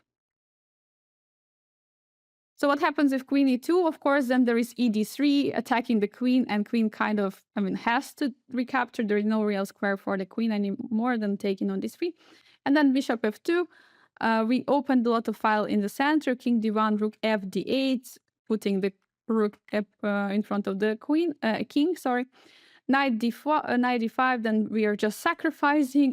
We are now down the whole rook, by the way. Bishop a4. There is no opportunity for b3 because queen a1 is there. So king e2, then rook e8 is going to crush the position. If king c1, then there is a bishop d4. We're down the full rook, but we have so many threats. We have a threat of b2. Rook on c8 is going to come. We're going to have many ideas to checkmate because the problem is that white's pieces are not really participating in the defense. Only a couple of pieces are trying to defend the king. All the rest are just resting. So it's definitely a clear advantage for black. So queen g5, basically trying to trade the minor pieces and the queens. We're taking, and after take on d3, castle, bishop takes, we take the pawn, of course, and after knight d5, this move, which is keeping the equality, but it's of course not a very easy line generally for white to go in. So if white is making it till here, then round and applause for white. But other than that, it's very tough to get to this position as white. That was a d3 line. So now we're going to h3. h3 stopping all the bishop g4, knight g4 ideas. And it's pretty much crucial for white to stop it and to keep the pawn on d5 for a longer period. Now we have bishop d4, our typical move. We put more pressure on the white's knight on c3. Now we actually also threaten at some moment to win back a pawn on d5. So bishop e2 looks like a logical move. cd5. In case pawn captures on d5, we have queen a5, putting more and more pressure, queen d2, and now queen comes on b6 with the tempo on b2 pawn. So knight d5, knight takes. Here, if queen takes d5, there is queen c7. The next moves, we're going to grasp a lot of space. We're going to have a nice advantage. So let's say queen f3 would be played, bishop c6. Now f5 is going to come next with a potential e4 and attack against, also f4 is also possible, attack against the queen, against the king side, sorry. Queen f5, there is a queen a5 check, and after bishop coming to d2, then we are coming to b6, we're going to win the pawn back, also considering the fact that we are threatening to attack the queen from here, and also the pawn on f2 and b2 are both under attack right now. Taking on d5 with the pawn is another option, not to allow any kind of any attacks with the bishop to c6. Then we are going with the rook to c8. Our main idea is to put the rook on c2 to be active, castle, and queen a5. Okay, at some moment d5 is going to fall, I mean sooner or later, because queen can not stand here for a long time on f3. We plan to go with the rook all the way to the c2 square. Our bishop is brilliant on d4. We might go with the f5 ideas. And okay, we will see where we are going to push f5. First of all, just to grab some space is possible. There is definitely compensation for the pawn. That was a c4 move. And now we go to the main move.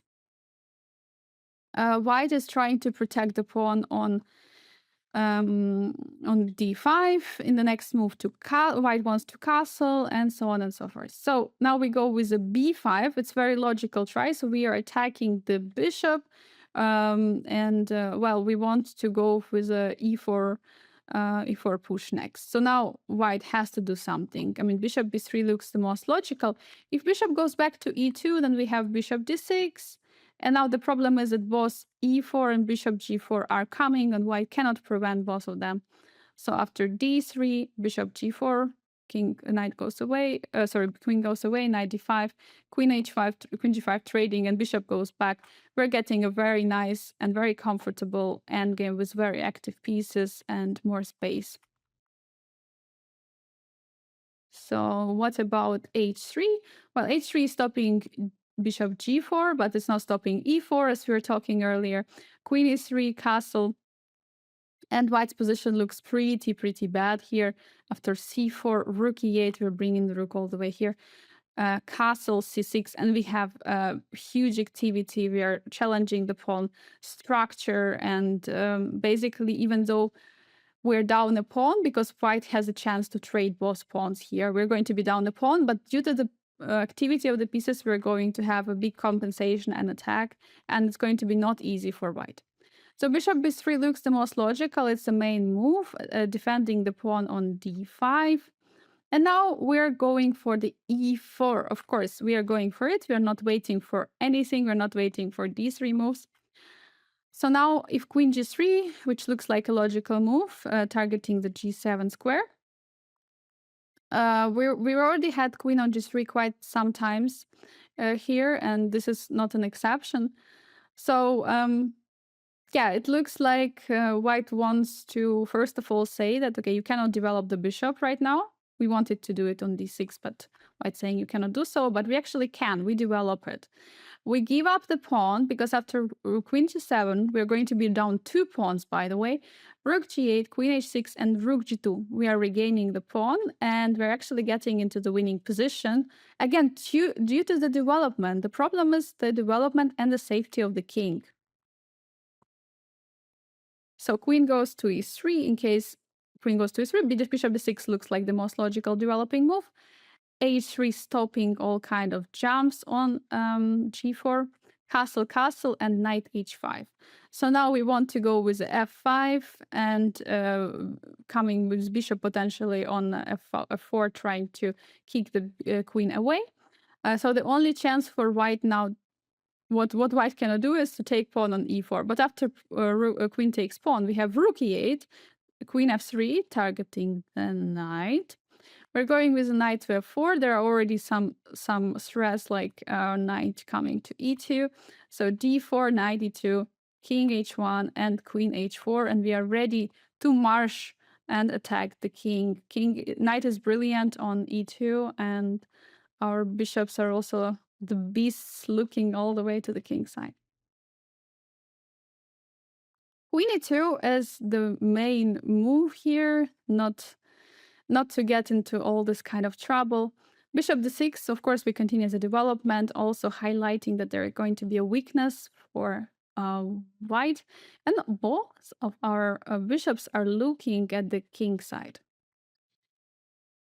So castle, well, you can go immediately with knight g4, which is pretty interesting because h2 is the weakness, but the problem is after h3, knight h2.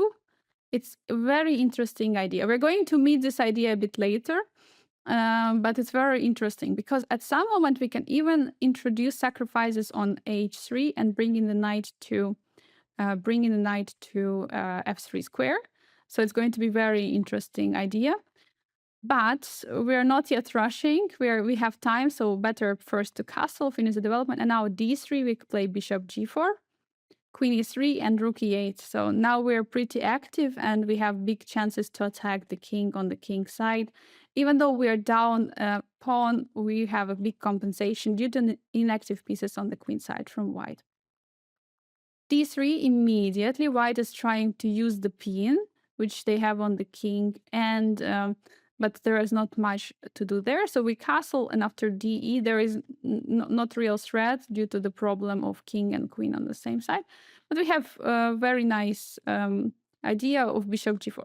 First of all, if knight takes e4, then there is a bishop e3. It's pretty unclear position here. Also, white can try maybe to castle long. I'm not sure, but maybe white can try to castle long in this position. Anyway, the development is already much better for white than it was before. So if case white takes, then we go bishop g4, attacking the queen immediately. To here, if queen goes away, then we take on e4 finally. Because now after castle, we have f5, which is supporting knight and the bishop. And the next move, we're going to play queen h4 to create a huge attack against the king. h2 square is going to be weak, and there's going to be a pretty difficult time for white to defend this. And the extra pawn is going to cost 0.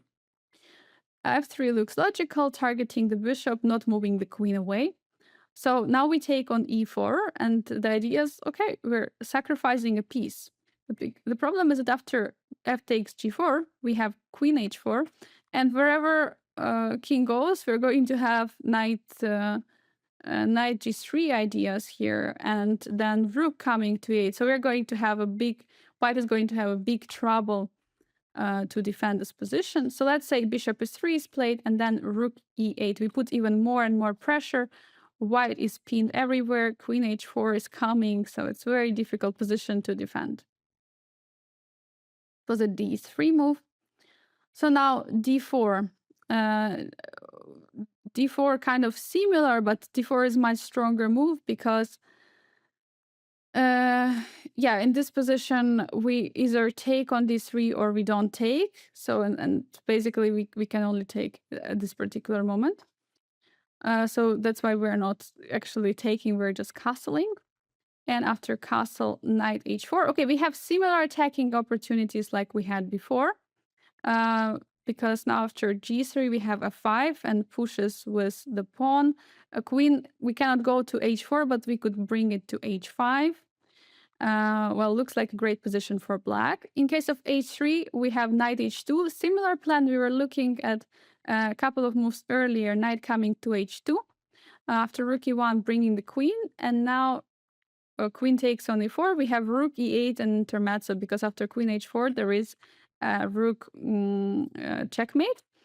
So in this position, of course, taking is not good, but if white is not taken, then there is f5, f4, f3, and so on. There is always this idea of sacrificing a bishop and bringing knight to f3. So super tough position to defend for white. So that's what we were looking at castle. So now we're looking at h3, immediately stopping the idea of knight coming to g4. Then we go a5 here.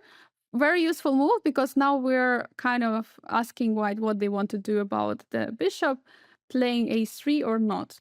Potentially this a3 is going to be actually a very nice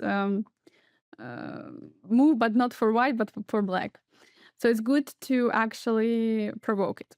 So king h8, just moving the king away, exactly like Bobby Fischer made it against the Morozzi setup, because in this case, black is aiming for g5, going forward all the way with the pieces, g5, g4, and so on. So white is castling, and now g5 is the move. This is a huge power in this move, because after bishop g5, we have rook g8 targeting the g2. So if f4, we have fe, bishop takes, queen h4, and black attack is just continuing. It's going on. And okay, it's playing something like queen f6, and we will win a pawn eventually on h3, and well, there are going to be big issues in the endgame even. So queen e3, trying to defend both the pawn, because we were challenging the pawn with the bishop from d7, and we were challenging the bishop and through the pawn. So now we take, actually, because in case white is taking, we're going to capture on g5. So bishop f6, intermezzo check, takes. Feels like, what did we do? We just lost a piece. But we're happy to lose a piece. We're even giving up a rook. Rook g2, amazing move, sacrificing absolutely everything. Queen g2 and now rook g8. Takes. Materially speaking, it would be 2 rooks and a knight for the queen, which we would say it's losing for black. But in this position, we're just going to checkmate in a few moves due to the location of the king, and king being completely unsafe.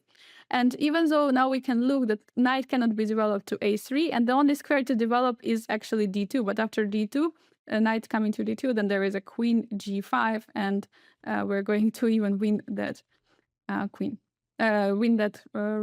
knight, sorry. So king takes g2, rook g8, check, king h1, and now rook g4, we create another threat. So queen has to take, queen h6, we're not even taking anything, but we're checkmating on h2. Very, very nice and cute checkmate. So f3, white is trying to stop g4, but actually they're not stopping, because we're still pushing forward with g4. Well, we have a lot of pieces which are attacking. We are ready to sacrifice pawns, pieces, everything, and 4 pieces of white which are standing on the queen side. They're not defending the king. So fe, we're just sacrificing a knight, just casually sacrificing a knight. Rook e8, queen d3, and now we bring the queen again with the power on the g file, h file. There are going to be issues, big issues for the king. Many threats due to our powerful bishops, due to our rook, which is going to come very soon. So rook, of course, cannot move here. There is going to be always some rook e1. So, okay, rook can also go to g8 any moment. Rook can go on the e file as well. So, absolutely crushing position. fg, we're going to go with a knight h5. Absolutely amazing move. We need to open a g file very urgently. And after take, we play rook g8.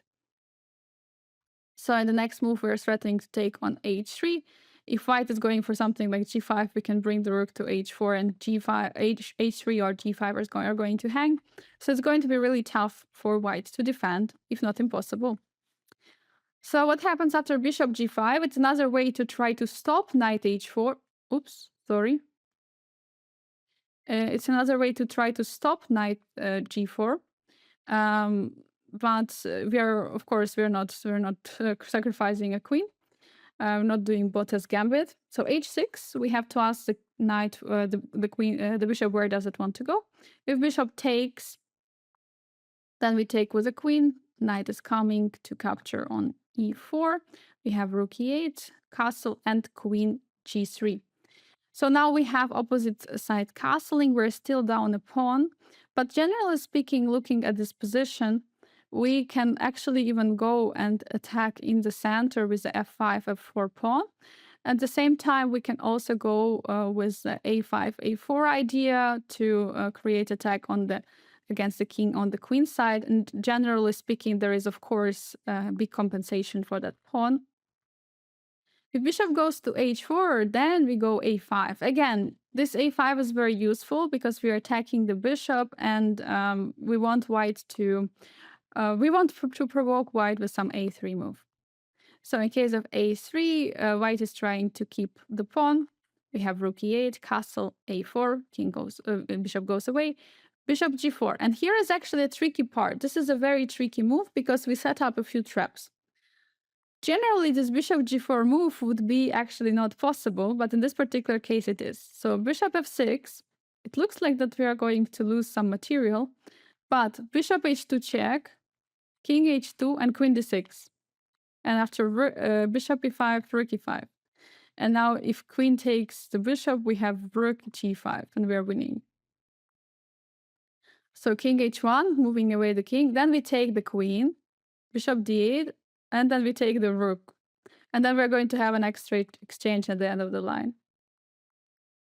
So what happens if queen takes on g4? Well, then we take with a knight on g4, bishop d8, and bishop h2. We take back the pawn, king h1, and then rook a to d8. We're capturing the piece back. White is pretty passive here, and the pawn structure is, of course, not ideal. So f3, trying to trap the pieces because white is attacking now the bishop on h2 and the knight on g4, but we have an intermezzo move. After take, we have knight e3, targeting the rook, and we are free to go. Also, there is knight c2 threat in the picture, so it's absolutely winning for black.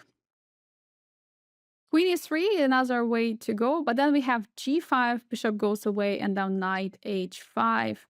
Knight e2 trying to finish the development, but bishop f4 is coming with a huge power. All the pieces are super active on the king's side. So bishop f4, pawn takes, queen goes away, and e3. It's absolutely not a good position for white. e3 is coming with a huge power. There is a lot of space. The pieces are super active on the king's side, and poor bishop on a2 is just looking and defending the pawn. So queen e1 immediately. Then we go e3 right away. We're breaking through, and after fe we have rook e3. And well, the problem is that right now everything is hanging. So bishop on takes or knight takes on g3 is a big threat. Rook, queen is hanging, and so on. And in order to somehow stabilize the position, white will have to sacrifice material. That was the a3 move. So let's see what happens after a4. Now, taking on a4 would be a little bit inaccurate because bishop f6 intermezzo, queen f6, and bishop a4.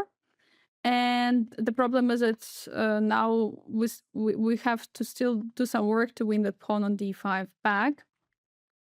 But here we have a g5 intermezzo move targeting the bishop, so that after bishop goes away, we take on a4. And after bishop takes a4, bishop takes, rook takes, we can play queen d7, attacking the rook, rook a1, and knight d5. We are taking the pawn on d5. So in the next moves, we're going to have f5 with the threats of f4. We have again a very nice position here. Maybe not completely crushing, but definitely slightly better position because of our strong center. So bishop e2, white is not allowing that, still keeping an eye on the poor pawn on d5. And here we're just going for rook b8. We want back the pawn. Okay, we have double pawns, but they are nicely actually keeping an eye on the b2 pawn. We have potential ideas of playing bishop g4, bringing the knight to f4 at some moment. Also, knight could jump to g4. The pawn could march with f5, f4. So definitely many ideas here for black are in the picture, and great position generally, and chances to win definitely also are there. So this was all about today's topic. Let us go and check the main ideas and the most important positions from the chapter. Well, this position, we are going to have this. We are going to meet it quite a few times. So the main idea here is that the white played the g3 move, which is not really good in this setup. And here, basically, we can say we are ready to take on e4 with a pawn. And then it's always good because the bishop is going to be bad on g2. So if pawn takes, it's when bishop comes here, the bishop is going to be not ideal. But if there is no g3, then we are not, normally we don't take, but we take if we have something concrete, let's say some attack on the king side, then we take. So this position, yeah, so basically this is the Antoshan variation where white took on d5, but the bishop is on e2. And similar to the main line which we're looking at, the main idea of white is to build up a pressure against the e5 pawn. So putting the bishop on e7 would be logical and kind of ideal looking at the position, but bishop d6 is so much better because it's defending a pawn on e5. It's immediately removing any problem for black because it's just supporting the pawn on e5, which could be an issue potentially in the game. So that's why it's important to remember we have this move. So the next position is where white is not taking on d5, but we have this setup with a bishop on c5. Anytime c3 is happening or a3 and b4 is a threat, we have to seriously consider a5. We have to stop this idea. So that's why a5 is here. We are just stopping it immediately. And also we're creating a square back to return with the bishop. Okay, so another position. So here a4 was played.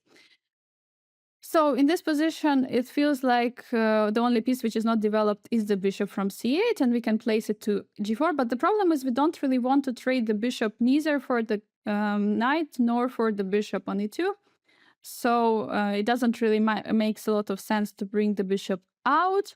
So in this position, we're just playing h6 move. We're just trying to play a bit slow here. We're making a prophylactical move, and we're not really yet touching this bishop. We don't really need to touch it. It can stay there. And we see what white is going to do in the next move, because if they play queen c2, then we are going to transpose to this line with a queen c2. Okay. Next position is after, wait, what move was played? b3. Aha. So now, and immediately this position, as an opposite to the previous position that we were looking at. So, previously we were saying that we are not playing bishop g4, and the reason for that was that, well, it's still not, it's not good. It was not good in that position to trade, due to the fact that there was no weaknesses yet for white on the dark squares, but in this case, after b3, white weakened white weakened the dark squares.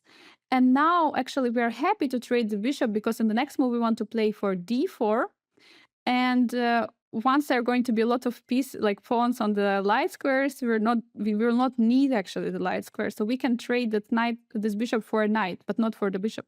For the knight, we want to trade it, and then we are going to occupy the dark squares more nicer with our other pieces, especially the knights. This is the position where we have. Wait, didn't we look at this? Yeah, we just look at it. Sorry. Yeah, we just look at this position. So here we don't play bishop g4, we play h6, and here we play bishop g4 because this weakness already on c3 is created due to the push with the b3 pawn.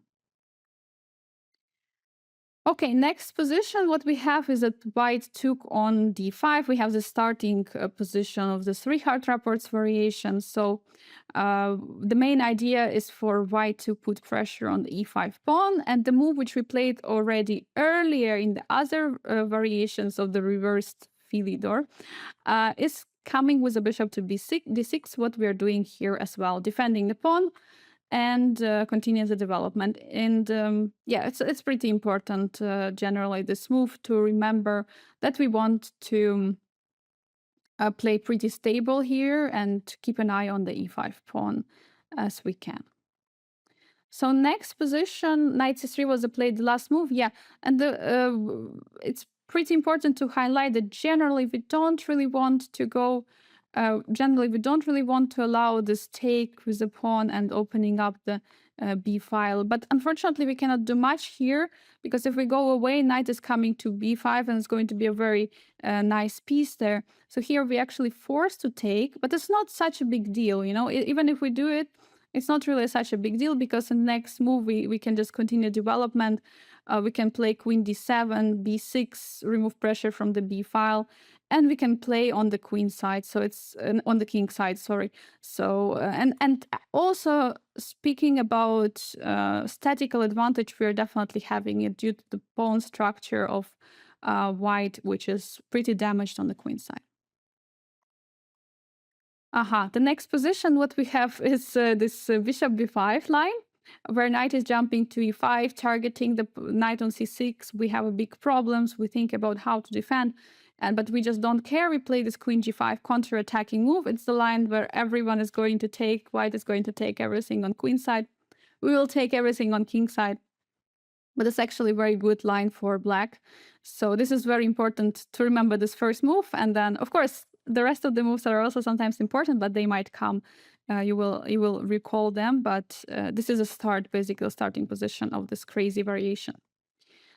One of the lines from this variation is when the knight is taking on c6. The most important is not to take automatically on c6, but play bishop d7 move, creating a pressure on the bishop on b5. And the problem is it's not so easy to get rid of the spin.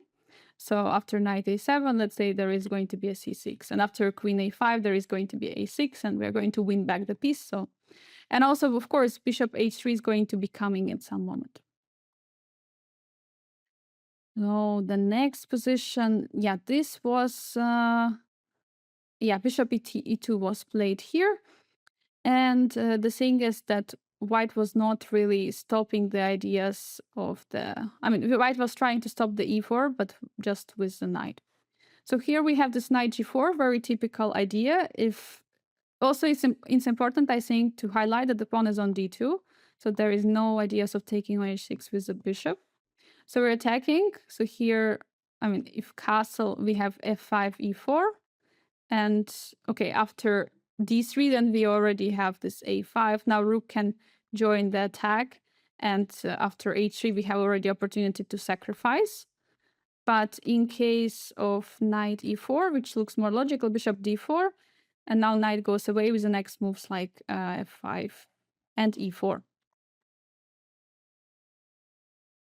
So now it's a different position. Here we have the d3, which was played the best move, trying to stop the e4 ideas.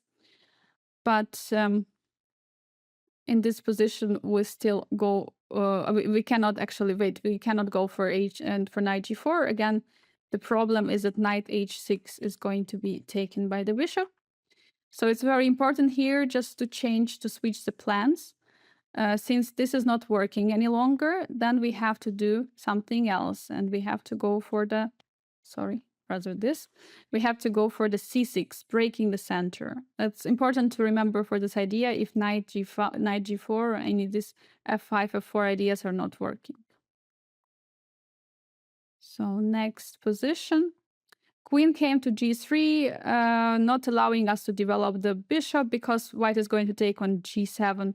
But we are anyway developing, we are giving up the pawn, and well, we are actually pretty happy to give another pawn for the activity. So another actually reminder, yes, that we don't really have to care about the material, rather about the activity of the pieces and development. c3 targeting the bishop, and it feels like, oh, we have to go away with the bishop, but no, we're going to sacrifice in a style. And okay, there are always some issues. Let's say taking with the bishop would be bad because of queen g4. And okay, of course, like taking the knight is not really possible. But bishop e3, then there is going to be rook e8 and more pressure on the e file. So next position, what we have is where white castled. There we have still this knight g4, and after h3, this knight h2. Very interesting idea. We want to play queen h4 in the next move. So at some moment, we could sacrifice the bishop on h3. So we're just creating attack. We're just starting an attack. Very nice idea with the knight coming all the way to h2. And this is the last important position, important idea from the today's chapter. I hope you enjoyed. I hope you learned something today. And I wish you a good evening or a good day, and see you in the next chapter.